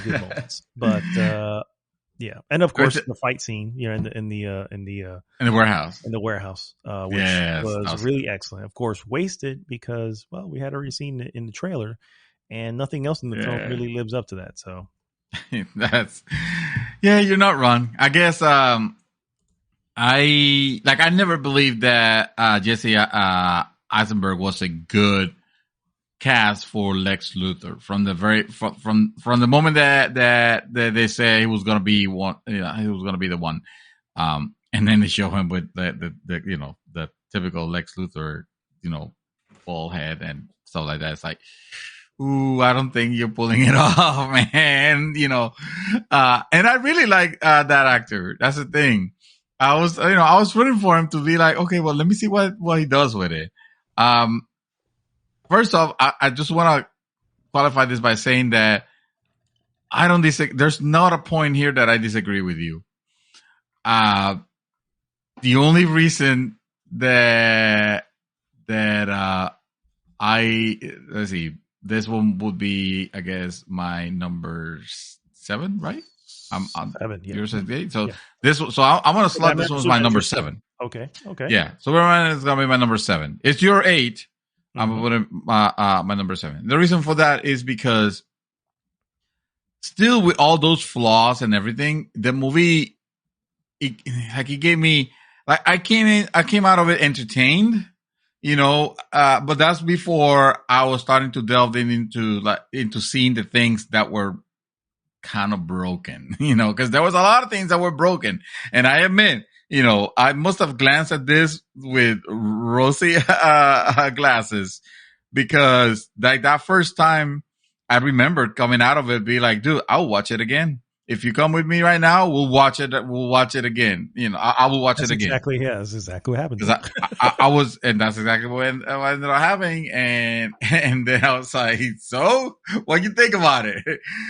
Back when, we would go, to the bathroom after the movie and have our thoughts, and, you discuss it freely how much you dislike it. And I was like, I think I like it still, but yeah, man, it's not great. It's not good. Part of me wants the to whole thing with Martha was stupid, and freaking Lex Luthor, like he that's the thing. He had moment, like the moment on the in the courthouse, I fucking enjoy that. No, yeah, he was very good, and those, you know what, those are the serious moments where he was just being the dude from Social Network. You know what I mean? He was being that straight face, I am smarter than you, and I'm going to prove it to you right now type of person. And I'm going to make you feel stupid. Yeah. Yeah, that I can deal with, but all the other weird things he was doing, and again, questionable motives, questionable setups, I would never understand when he walks up to Bruce Wayne, billionaire, and Clark Kent, reporter, and goes, "Oh, Clark Kent, Bruce Wayne, I love bringing people together." And like, that's a red flag already. Why would the billionaire need to know the reporter? I don't understand. Why are you bringing them together? If not for so that's already, there's so many weird question marks within the thing, which is like, this does it great. World's greatest detective. You got to be figuring these shit out. He's always normally step ahead. But anyway, I won't dwell on that. But I agree with, although I put it a little bit lower on my list, I do agree with it. My number 7 will be Batman Forever. 1995 Batman Forever. A little bit higher than yours, and I get it. I know. I hold this. I watched this movie so much when it came out. Back in 1995. I owned the video cassette. I watched it in the theater. There was just something about it. Even though I get it, I can look at it now and go, this is not a good movie. But for whatever reason, I enjoyed it when it first came out, and I can't let go of that nostalgic feeling for the film. As silly as it is, there are some really cool moments. There was to me, one of the coolest moments was when he leaps off the building, the Ritz-Carlton building, and has this not slow motion, but like he's gliding down. This is the first time you're seeing Batman use his cape to sort of stop his fall and sort of glide. And it is CG. I'm not saying it's not CG, and it's clear, it's clear as day it's CG. But to me, it was still so cool because I was like, going back before that, right, to any Batman before that, it hadn't been done. And I was just like, oh man, that was such a cool. He leapt from the building and landed on. He's like 30, 40 stories up. You know what I mean? He does that. And it was just a cool moment. I had a couple of cool moments like that. We won't talk about the ending because it really wasn't that good. And I won't dwell on it anymore since we already discussed it. But that is my number 7, 1995's Batman Forever. Sir, you're number 6. Fair enough. My number 6, and I'm going to re-apologize again because you guys didn't hear my first apology about it. But this one's gonna sound low, but believe me when I tell you, I realize this is a good movie. I'm not getting down for it anyway. It's just on my list of good movies, and I guess they start here. This was my least favorite. And that one, sir, is Batman Begins. Boom. Batman Begins, the first of the Nolan trilogy. Okay. Yes, I know. Now we have the entire listenership of the podcast, all three of them. Have left us if they're not fighting among themselves. Fighting or preparing to see how they attack me on this one, because how dare me put Batman Begins so low on the list when there's a lot of other Batman movies. But I tell you what, I like this movie because obviously it's it was a new take of Batman after a long hiatus. And I know that part is exciting. It's just they were pitting him down against who the fuck? Oh, let me tell you. Christian Bale plays Bruce Wayne, Batman, obviously. Alfred played by Sir Michael Caine. Ken Watanabe plays Ra's al Ghul. Yes. Liam Neeson plays Ducard. Gary Oldman is Jim Gordon. Katie Holmes plays Rachel Dawes. Cillian Murphy plays Jonathan Crane, also known as Scarecrow. I forgot Ken Watanabe was Ra's al Ghul. I think I might need to erase this. I need to watch this movie again. Fuck me. Gary Oldman was in this shit, man. Come on. Liam Neeson wanted this shit. What the fuck is wrong with me? I heard you, Dark. All right, I heard you. I know you're yelling right now. He is probably yelling right now. I know. Shit, I think I fucked up. No, hey man, stick to your guns, bro. Stick to your guns. Ooh, I'm thinking about it just because I'm watching the list again, and it's like, ooh, man, I should have known it. I forgot. Okay, so here's the thing. After the Batman movies going into Crazy Town, this movie felt like the most cemented Batman.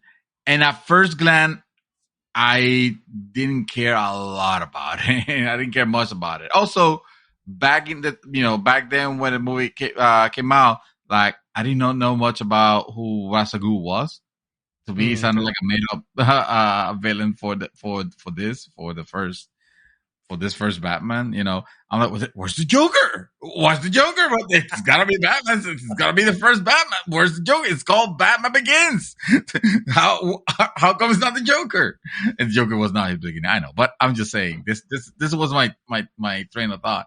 Like it didn't feel like crazy. At this point, I was like, man, was I blinded by the Schumachery of the previous ones? Where now this one looks plain. And that Batmobile looks like a tank, you know, like fuck that shit. That's not my Batmobile. And But the movie was good. It was very, very good. So, but again, we said it. We are in the. This is my good list. From here on in, none of these are bad. No. You know, they're good. It's just an order of how we see them as good. So yeah. Maybe in a rewatch, they could probably move, but my gut feeling right now, you know, it tells me that the top 6, it's my number 6. Gotcha. All right. Well, my number. So that's why I was asking previously if we're ranking Batman's versions or the movies themselves, because the full movie. You will see how committed a huge faux pas if we were ranking the Batman characters themselves. And I give my number 5. Go ahead. All right. My number 6 is the Snyder cut of Justice League. Oh, snap. That one is up there. I am very surprised. A part of me, when they announced this damn thing, was like, look, there's no way of correcting the absolute mess that was there. Yes. Lo and behold, it turns out to be a 4-hour long epic. That there was no other way. I was going to say it took 4 hours for it to correct itself. To unfuck itself. It still has problems. But you can see the motivations that it was all in on the original motivations for all the characters, and it felt dark because it was meant to be dark, and that was okay. Flash's role in this one absolutely made me love Flash, and I didn't think that was possible because I found him so fucking annoying and irritating in the first Justice League. But his final moments at the end, I was just like, yes. You know, I was like, this is the Flash I'm talking about. And his introduction as well, right? Because his introduction wasn't even done in the other one. With the whole crash sequence and all that. Everybody was great. Even Batman. Batman was still, he wasn't his jokey self. Yes. You know what I'm saying? He was still the same guy that we saw in Batman versus Superman, just, you know, regretful for what you know, his events in leading to Superman's death. And so, I gotta say, it made me a believer to say, this is now a good film. Not great, but it is now definitely a good film. 4 hours long is Not a good thing, though. I have to still stand by that. It could easily trimmed it down to somewhere around. You gave me 3 hours of No Country for a Good Man. So you take one more hour. Best movies ever made. Okay. Fuck that sentence right there. That movie was a chore to watch. It's like I finished this movie being like, I thought we were friends. Like, did I offend him in something? Like, what did I do to deserve this? You are welcome, sir, for watching a gem. No, I get it. Yes. But again, it was an experiment. I think I pretty much said that up front. I'm sorry you decided blew up on your face and Judy with you in this, man. That's not my fault. That was all you're doing. Ms. Santos did not appreciate sitting through all this just to watch this quote unquote ending. Which I guess is DLC. Anyway, that's number here, no there. It was Snyder Cut, sir. What is your number 5? Number 5 is going to surprise you. It is Justice League Snyder Cut. And I'll tell you why I like Justice League Snyder Cut more than Batman Begins. Yes, please. Do tell. Because time is not an issue if I am being properly entertained. I'm not a big movie watcher. Hell, I don't watch movies, period, because I found the whole thing too passive. And it's not like I'm an active guy. I don't mean it in the sense that I am like fucking doing, at the gym doing CrossFit or any of that garbage. I'm not talking about that. That's not me. I'm talking about just sitting in the couch, just watching, something happen. And so I need to be invested. It needs to be something interesting. In the case of Justice League Snyder Cut, it was already, but from the very announcement, it was already going with that positive vibe of interest, because I needed to see what the hell were they doing to this movie. Like, again, being a fan of alternate fiction, I needed to see, like, how do you unfuck this movie from where it was originally? Like, how can you possibly give me 4 hours? Fuck it. It's going to be the longest documentary that I'm going to watch, but I need to experience this. And I ended up having a great time with it. I ended up really enjoying this film. It was almost like an underdog take. It's like there's no, like you said, there's probably no way to fix this movie. And of course, there wasn't, because it took a lot of patching and a lot of putting together movies upon movies, in one to fix this one, which is the reason why it ended up being 4 hours long. But it was a marathon that I was willing to watch and that I enjoyed quite a bit. At the end of the day, I was happy to finally understanding the motivation, behind a lot of the things that were happening. Realizing that all that stupid, jokey, let's try to be like Marvel thing that the Joss Whedon was intended to add here was ripped out. And its original, well, I call it original, but the intention, the intended sequence, let's say, even though some of them might have been arranged now for the new cut, but it was the tone. It was a well set tone. The whole experience made me excited about a lot of heroes that I just did not care originally when I saw this movie. Wonder Woman, The Flash, what's Cyborg, even. Yeah. I was like, I was down. Cyborg looked better on this. Cyborg looked extraordinarily better. Yes, yeah. Absolutely. And it had a good story arc too. Yeah. Yeah. I did like also what they chose to do. Like, I didn't like, this was super gimmicky and completely unnecessary. I get it 100%. This was not necessary. But I did like the fucking 4x3 format for some reason, because, hey, it is a gimmick. I still liked it. I still liked it. Against that gets the notch down that it has on my list versus your list. Is all because of that bullshit. It's mostly because of that. It didn't need to happen, right?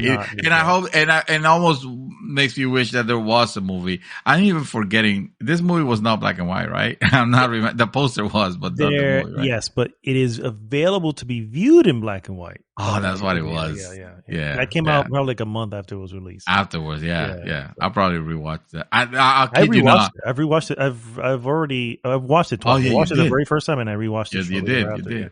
I'll be willing to watch this movie again because it was a good time. It was a good, just like an Avenger movie in general makes you feel good about watching at the end.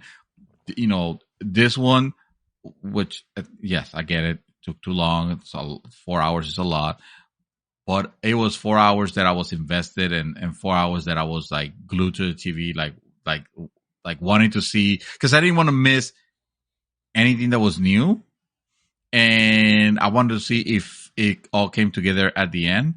And hell yeah, for the ride that it gave me, I loved it. It did. I loved it. It did, for sure.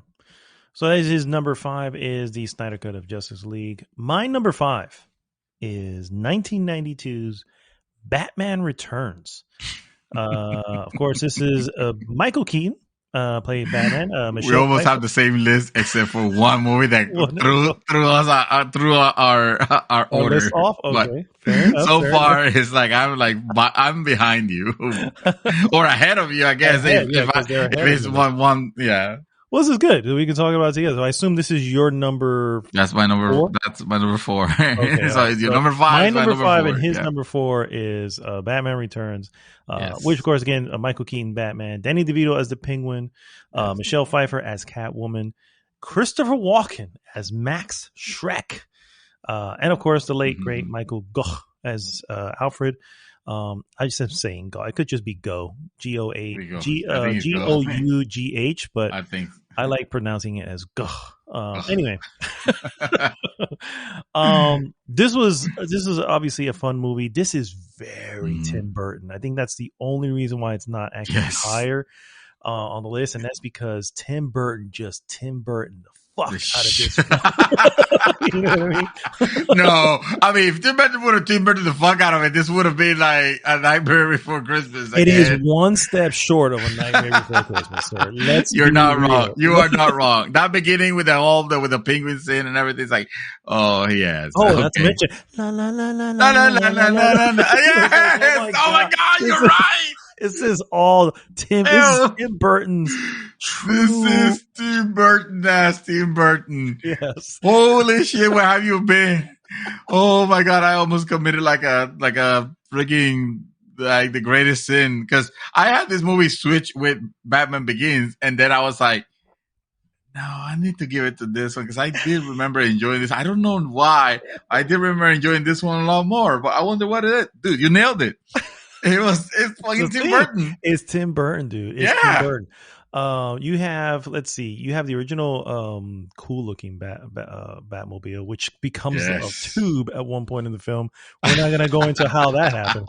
But you have Michelle Pfeiffer, who becomes a Catwoman because she got licked by a bunch of cats in her house. I mean, this is really what happened there. That's really stupid, but she was a great Catwoman. Oh no, yeah, for sure. She nailed it. She nailed it. Yeah, and of course, who are you? Who else? Anybody else would have been a punch in the face to the character of the Penguin. Like, who else are you gonna cast? Come on. Yeah, I mean, it was the most logical logic ever. Yes, exactly. I was like, wow, they literally picked the right person for it, and he played the shit out of that role too. So. Yes. Christopher Walken, of course, being his own villain himself as Max Schreck. I don't remember Max Schreck, to be honest with you. Max Schreck he's the one who pushed Michelle Pfeiffer out of the window when she fell down and whatever. He was her boss, basically. Right. Yes.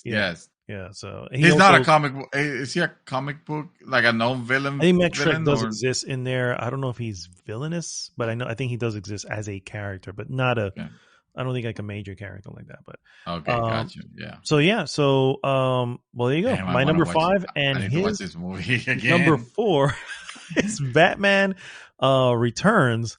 I think here's where we even stuff out. Now that I move into my number 4, let's see. my number 4 is 2000. But your number 4 will be my number 3, so we're not gonna even this out. It's just gonna be. No, I think the yeah. I catch up with your list because my number 4 is 2005's Batman Begins. With of course, as we mentioned before, Ra's al Ghul and everyone else, and everyone we mentioned before, Liam Neeson. Yes. I thought this was an awesome start to the. It wasn't meant to be a trilogy for the record either, so that's interesting. Something to note.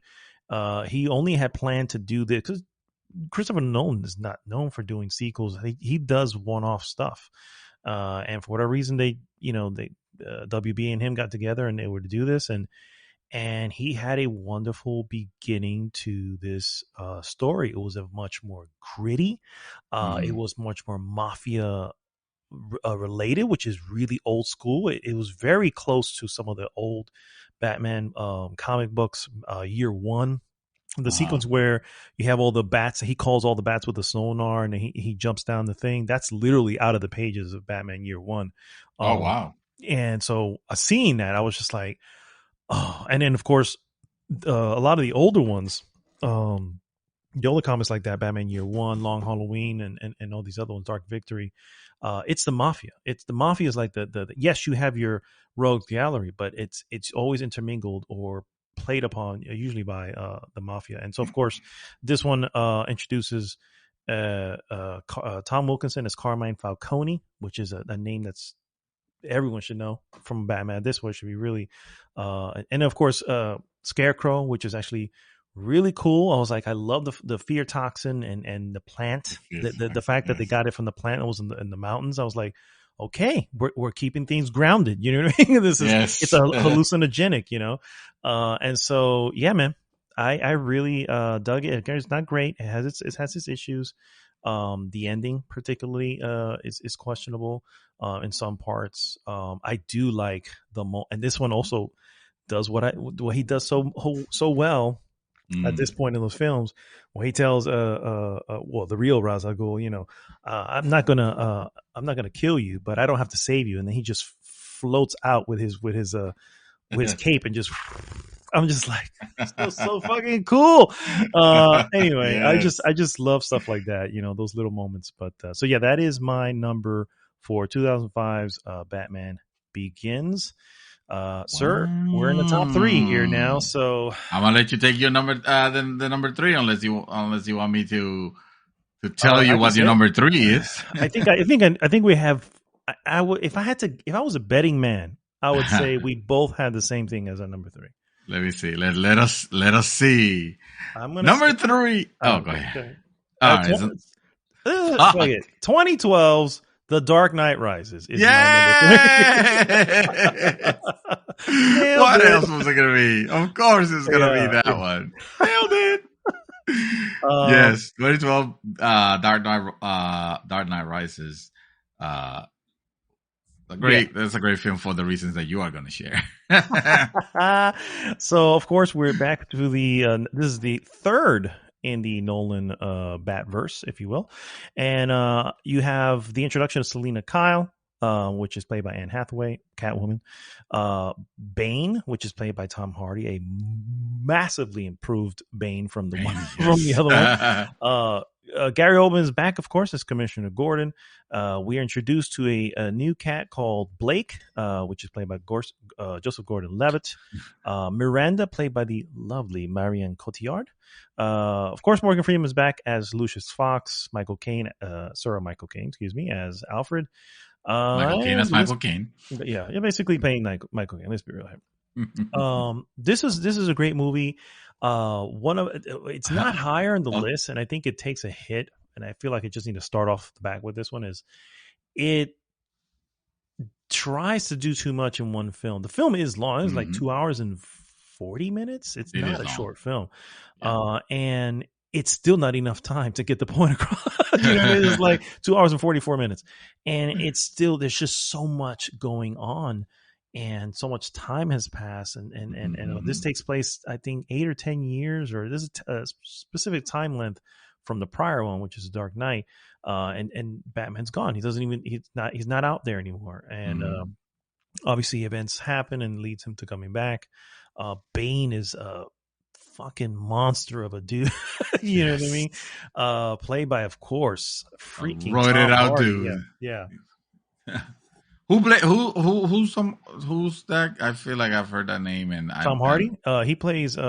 He's currently plays Venom. Same guy who played Venom. Oh, that's the guy who plays Venom. Okay, got you. Okay. And he's a beefy dude, and he really roided the fuck out for this fucking movie. Well, this one, Bane is a roided out character, so he is. Yeah, I know. Yeah, so, it is this perfect. Is the times match. That that stuff is allowed. Don't do drugs, kids. Don't do drugs. Say no to drugs. Winners say no to drugs. Can I say, as a personal note, I really don't have anything more of value to add from what you discussed, but I just fucking love Gary Oldman so much on any film that he's in. It's just, I just needed to share that. Yeah, Gary Oldman. Can I say that? Can I say that? And I'm going to wholeheartedly agree with it. Yeah, it definitely is. This is also a story of, I think, what was the name of the story? Oh my God, Batman. It's basically when Bane breaks his back. That's what is his base upon. In the graphic novel, it's a little bit different as hard, but that was what it was leading to. We all knew it was going to happen, and when it happens, it is gruesome. You know what I mean? I am scared. You know, I'm like actually nervous watching. Like, fuck, he's getting his ass handed to him like easily, and I'm just like, it's really, but that's cool. You know, it kind of puts him in his place and realizes, hey, this, you know, it's going to take a little bit to get back to where you want to do. Now, how he gets back out of that particular place that he's in the prison and makes his way, which seems to me like it's somewhere in the Middle East, mind you, and makes his way back to Gotham City, where no cops can enter because Gotham City is completely locked away from everything. Never gets explained, and that's kind of a plot hole, you know what I mean? Yeah. But again, it is. For a whole movie that lasts that long, it's like missing that key component of it is probably one of the reasons why we're not line could have explained it if you were going to do that, you know what I mean? But that wasn't even done. It was just left unanswered. Nope. You know what I mean? It was interesting also seeing the people take it to the rich folk, because that really happens in the film as well. When Gotham City's completely blocked off. It's an interesting film. Not great. You know, it has its problems. As I mentioned, I feel like they could have taken. Movie studios had this habit of taking the last part of something and splitting it up into two films: Twilight, Hunger Games. You know, all these. The last chapter, it was part 1, part 2.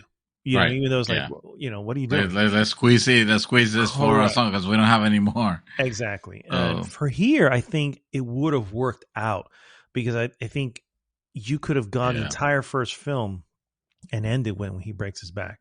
Yes. And then leave it at that really, hanger. Yeah. And then of course the trip back, you know what I mean?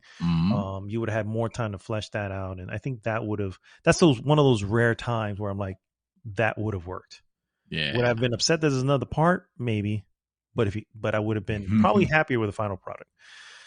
So anyway, both our number 3s. Dark Knight Rises. Number 3, yep. Sir? The part where we got synchronized. Yeah. All right. As far as we're going to be probably unsynchronized again, sir. What is your number 2, sir? All right. Well, kids, let me tell you a story about a great movie that existed, a fantastic film that was once made, and it could get the number 1 spot. Of course, that movie is The Dark Knight. Yes, I said it. Come at me, bro. Come at me. Come at me. Yes, I said it. The Dark Knight is not the best Batman movie out there. Sorry, but That is a very unpopular opinion. I know. I realize that. And at the end of the day, I do respect those who disagree with me and are wrong. But the Dark Knight. What is there to say about the Dark Knight? It had, oh my gosh, yeah. one of the, it's the entire movie was executed almost flawlessly. It did have its parts where it was kind of like, okay, this is too much, then I'm falling asleep. But for the most part, it was very entertaining, and it had, one of the most awesome and kind of like weird how sadistic Jokers that I've quite enjoyed. Like one of my favorite versions of a Joker, with the whole thing of, with the whole cut face, and he constantly licking his lips, licking his chops, like, and going. Dude, the whole thing was so. His performance was just electric. You were fearing whenever he was on the screen because you didn't know what he was going to do, but you couldn't look away because he just, he just completely captivated you and as the watcher. You know what I mean? Mm-hmm. As the viewer. By the way, I just want to give the cast: Christian Bale, obviously Bruce Wayne; Heath Ledger as the aforementioned Joker; Aaron Eckhart as Harvey Dent; Sir Michael Caine, of course, as Alfred; the great Gary Oldman, also I think Sir Gary Oldman as Gordon; Maggie Gyllenhaal as Rachel, recast, unfortunately; Morgan Freeman as Lucius Fox; Scarecrow comes back, of course; Cillian Murphy; Monique Gabriela Gournen as Lieutenant Ramirez. And so, yeah, man, I absolutely love this particular film. It's one of those that has exactly what you want from a Batman film. You have your psychotic, because you have your rogues gallery character, and this is what I hope they do with the Batman. It's the Riddler is, yes, he can be goofy in certain iterations, but he's still a psychotic killer. You know what I mean? Yes. And that thinks he's smarter than Batman. And I think that's the version we're seeing, that we're going to get, which in many ways, and I'm also glad they're not redoing Joker. It's like there's a huge rogues list that you can really focus on and bring things out of and tell good tales. And I think that's but I think that's the tone they're going for here, and you got to give it to the Dark Knight for sort of laying that groundwork. Go ahead. And no, I was gonna say like, I don't, when I see, like, how normally, like, you see Lucius Fox and you're like, obviously, Morgan Freeman. Yeah. You see, like, everybody else, you see, like, you see the actor, not so much the portrayed character sometimes, because even though they might be doing an excellent job, but dude, you are fucking Morgan Freeman. There's no way to unsee that. It's the same problem that I have with fuck, what's his name? Life is like a box of chocolate. Tom Hanks. Tom Hanks, exactly. When I see Tom Hanks on whatever role he's playing, I'm seeing Tom Hanks. I don't see the role he's playing. Tom Cruise, same thing. It happened with Tom Cruise. Same thing. Yeah. So, but you give it to Heath Ledger doing the Joker, and I look at that Joker, and it's like, I don't see Heath Ledger on it, and I don't mean that in a way of, oh well, he's not like a super famous actor or anything like that. I mean, he probably hasn't. I don't remember seeing him in anything after. But I'm just saying from his look to the look of the Joker to what they did with, like, his whole makeup and his whole, like, hair and attitude and all that. It's just, it's wild. It's a perfect disguise, man. And I freaking love this Joker. Fun fact about the licking of the weird licking lips thing they did. That was that he was doing like on set, not on film, and he was doing it because the makeup bothered him on his face, and he had this habit of doing that. And I think Christopher Nolan was just like, or somebody on set was just like, keep doing that. Bring it Keep to the doing that. character. Yes. Yeah, you know what I mean. And it added this different levels, like more wet noises. We need more wet noises. Well, I mean, also you think about it, all that scar tissue, can probably feel weird, if you really had the scar tissue like that, and you can it almost makes sense that you may have that little tick, or twitch. Yes, that he does, and it's really an excellent film, and of course, this also rings really close to Long Halloween storyline, which it's the origins of Harvey Dent and all that, and it is that's a great, and this one also it has a lot of similarities to that, so you can tell that they're pulling from the history, you know what I mean. This one shares a lot of that. I think also Dark Knight, actually all of the Nolan, Nolan was using a lot of that good Batman material that I just mentioned. So I mean, if he started his first one with freaking Ra's al Ghul already, it's like holy shit. Yeah, exactly. And the guy that cast it for Ra's al Ghul is like, oh hell yeah, that's perfect. I also I did also like Harvey Dent on this one a lot. Aaron Eckhart, he did really well. It was very, I mean, at the end of it all, it's almost like it was underutilized because it feels like the movie was centering around this Joker. But I mean, come on, it was impossible to compete against that. You gotta give it, you gotta give it for the try, for the role. You give it, man. That said, so my number 2, I'm gonna get it out of the way and Matt say, give his number 2, and God bless him. Go ahead. It should go without saying that obviously I did not make the same pick, and since there's really only one other film, it would obviously be 1989's Batman. Michael Keaton, Jack Nicholson's Joker, Kim Basinger's Vicky Vale, Robert Wool's Alexander. I want you to say the first 3 names again in your head, to realize what you're giving here. The great Jack Palance as Grissom. You have we're just gonna leave it there. Commissioner Gordon, played by Pat Hingle. That's right, I forgot about him. Billy D. Williams playing Harvey Dent. Oh wow, yes. Forgot about that. I did forget about that. Let me see. Harvey Dent. Yes. What? How will that work as a Joker? Now, I mean, as a Joker, as a Two-Face. Yeah. Now that the world will never know. The world will never know. Holy shit! I need to see. I need to see pictures of this on where's that fucking IMDb? For Gordon. Freaking, what's his name? Harvey Dent. Yeah. I don't think they show anything here. I'm looking at it. You have to. It's like 436 pictures, so you can search for those if you want to. But anyway, obviously, Jack Nicholson, excellent as the villain, the main villain, the Joker. I'm seeing him right now. And Billy D. Yeah, why am I not remembering this? I don't know.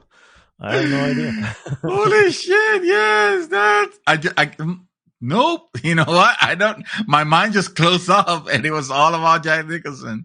Sorry. I mean, it is almost all about Jack Nicholson. Excellent role, excellent portrayal of the villain. Hilarious to boot.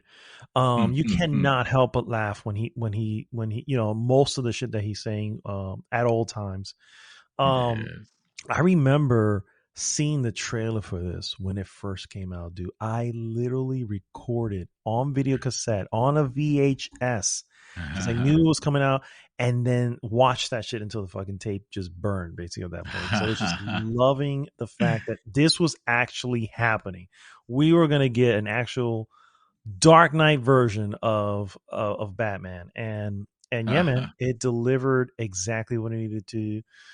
Joker was Jack Nicholson as Joker was great.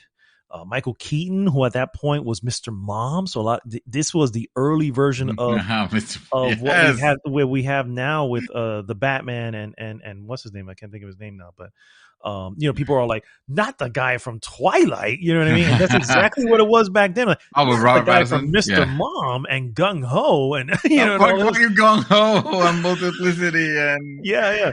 And so that was, and then of course he nails it. Why? Because Michael Keaton is a fucking good actor. That's what it comes down to. And so.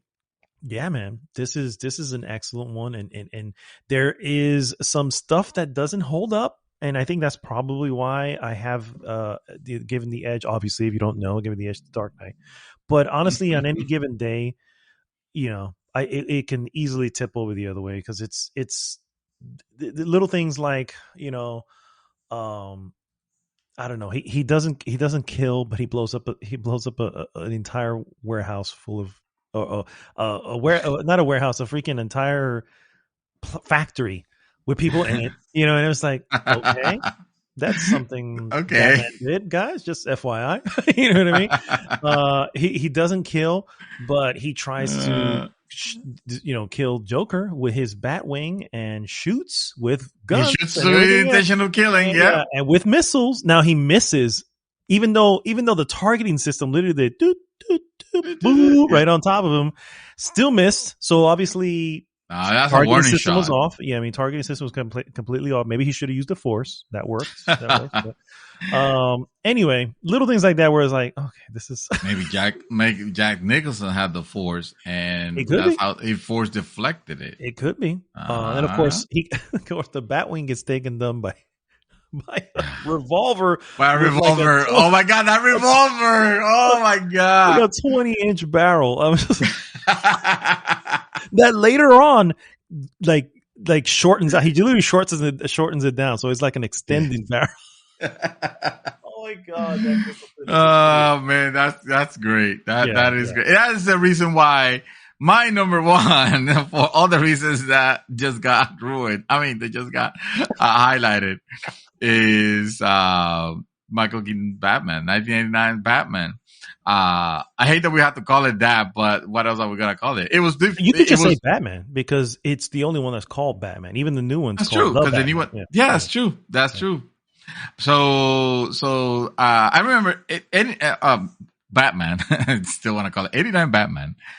Well, was a movie where just the mere announcement of it just caused like this. Some sort of like weird revolution in TV and media and like people going crazy. Like the merchandise for it was insane. Dude, the shirts were everywhere. Like I haven't seen that since Ghostbusters. Yes, exactly, bro. Yeah, it was the caps and hoodies and everything Batman related. Batman's symbol, yeah. All before coming out, most people didn't even know.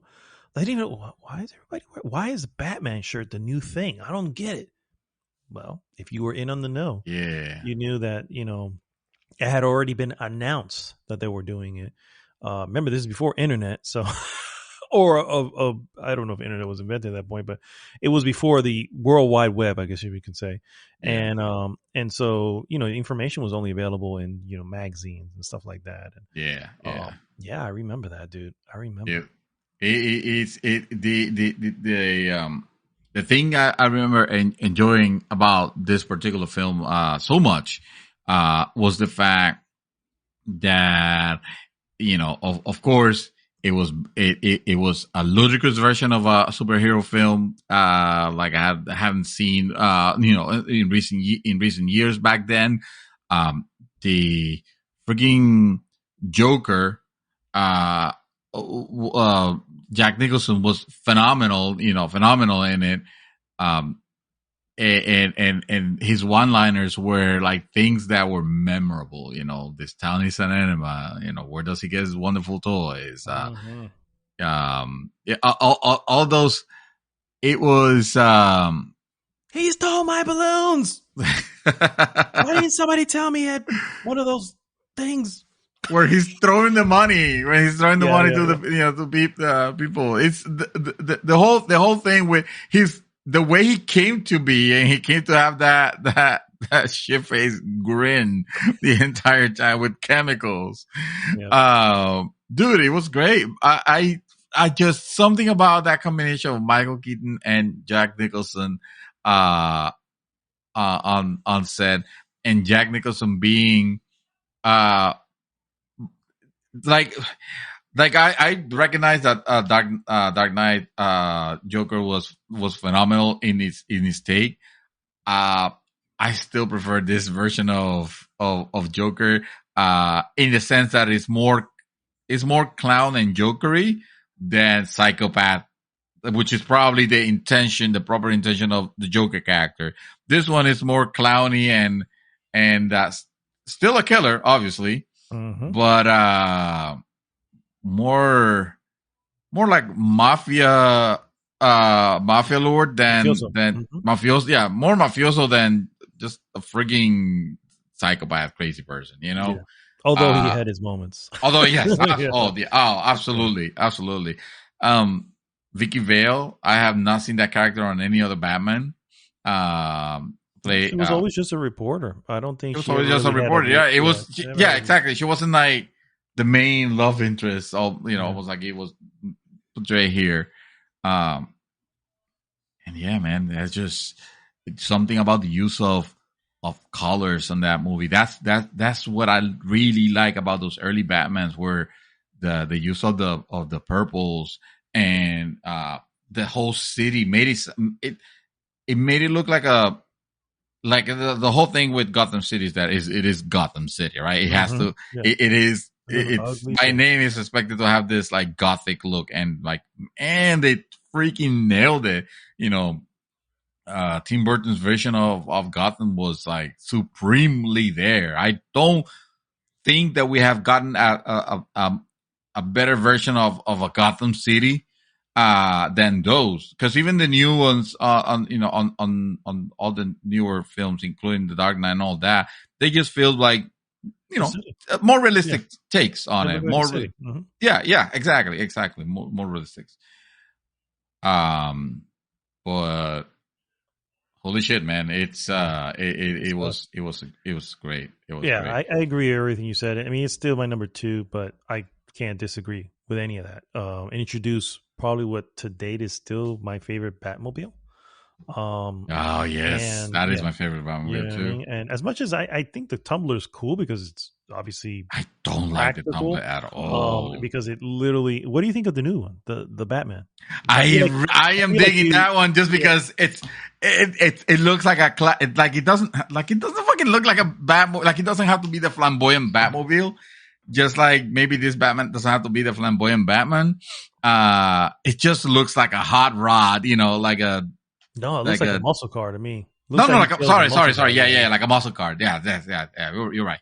Like a muscle car, which is great. Because again, I don't know. I never liked the fucking Tumbler because it didn't look like a mobile version of it. It just looked like some freaking tank, because that's what it was. It was some sort of like army shit. It's like, which to me, I was just also it was called the Tumbler.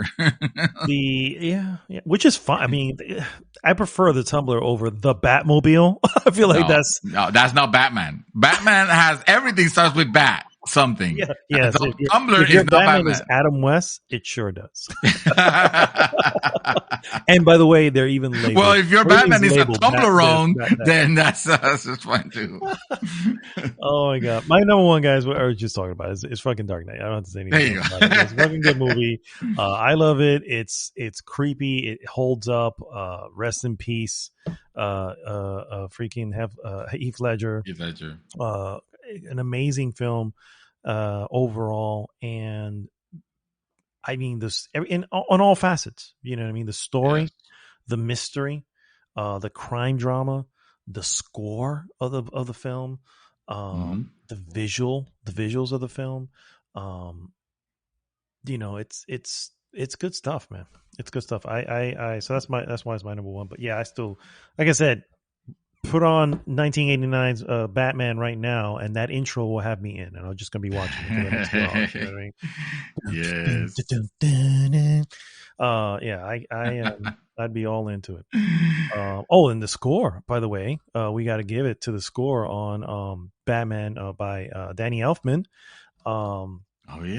Which kind of set the tone for superhero scores, by the way. Yes. To me, anyway. No, so, I think I will agree with that. That soundtrack overall, it was fantastic. And we got a bonus movie. I'm gonna go ahead and throw in there because I am gonna call it a Batman movie, even though it had no Batman, and that is the Joker. Thank you. I'm gonna throw in a Batman bonus movie. Only because I just saw it and I liked it so much. I saw it again, and I even talked my wife into watching it. And I don't know, I never actually got her opinion on it, but she watched it through and still seemed to enjoy it. And that is she was still awake by the end. She was still awake, and that is the animated version of Batman: The Long Halloween. Oh shit! So that's there. Okay, all right. I can rent that. Now, it's right now on HBO Max, so you can just watch it on HBO Max. It is right now on HBO Max. Yeah. I can watch it part 1 and part 2. There are 2 parts, and they're about an hour and a half each. So you're looking at a 3-hour buy-in. Nice. And such an excellent. By the way, I put my rating up on GG. Such an excellent telling of The Long Halloween, which is probably one, if not my favorite Batman tale. Okay. It was a 12 or 13 part series that I think back then they ran monthly, but I have like the I actually own the novel. It has all of it together as one. And tells it has pretty much almost all of the Rogues Gallery, and it is early Batman. He is not. He's still figuring stuff out. Which is what I think is cool. He hasn't gotten the ropes yet. The movie does take some liberties, but good ones that actually I think in many ways improve it a little bit. And so highly recommend. I'm tempted to watch this shit again, but I don't know if I can put my wife through it 3 nights in a row. I think she's probably gonna fucking strangle my ass. But I'll go to your house and we'll watch it. How about that? There we go. You ain't gotta tell me twice. Gotta tell me twice. Anyway, that's my my quick addition to the list. I'm not gonna put it anywhere. I'm just gonna say that it's good. It's good. It's up there with it's a good Batman film. Full stop. You don't have to add animated. You don't have to it is good. It's got a mystery, and I think that's the best part of it. I think that's the best part of it. And also, it doesn't hold your hand. It doesn't have to explain everything. You know what I mean? You don't have that. They do right by not having unnecessary exposition. And I realize I'm going too long on this, so I'm going to just wrap it up. I'm just saying, this is a good one. You definitely check it out. All right, guys. Well, that brings us to the end of an awesome episode 283. GG's the Mouthful Podcast. This is Mad Dog. Oh, wait. If you haven't already, please go to goodgame.rocks, join the conversation there. And of course, like, subscribe, share the podcast with everyone. Now, this is Mad Dog signing off this week saying, I am vengeance. You stole my line. Oh, I'm just gonna see what's happening in the living room because I hear gunshots. Ooh. And either my wife is watching a movie way too loud for the time it is, or there's a war that broke down and she's trying to stave off the zombies that are coming towards us. Coming through the window. And I need to do something. I need to man up, grab a weapon, and shoot at zombies. Nice. All right, guys. Well, in that case, we'll see you next week. GG!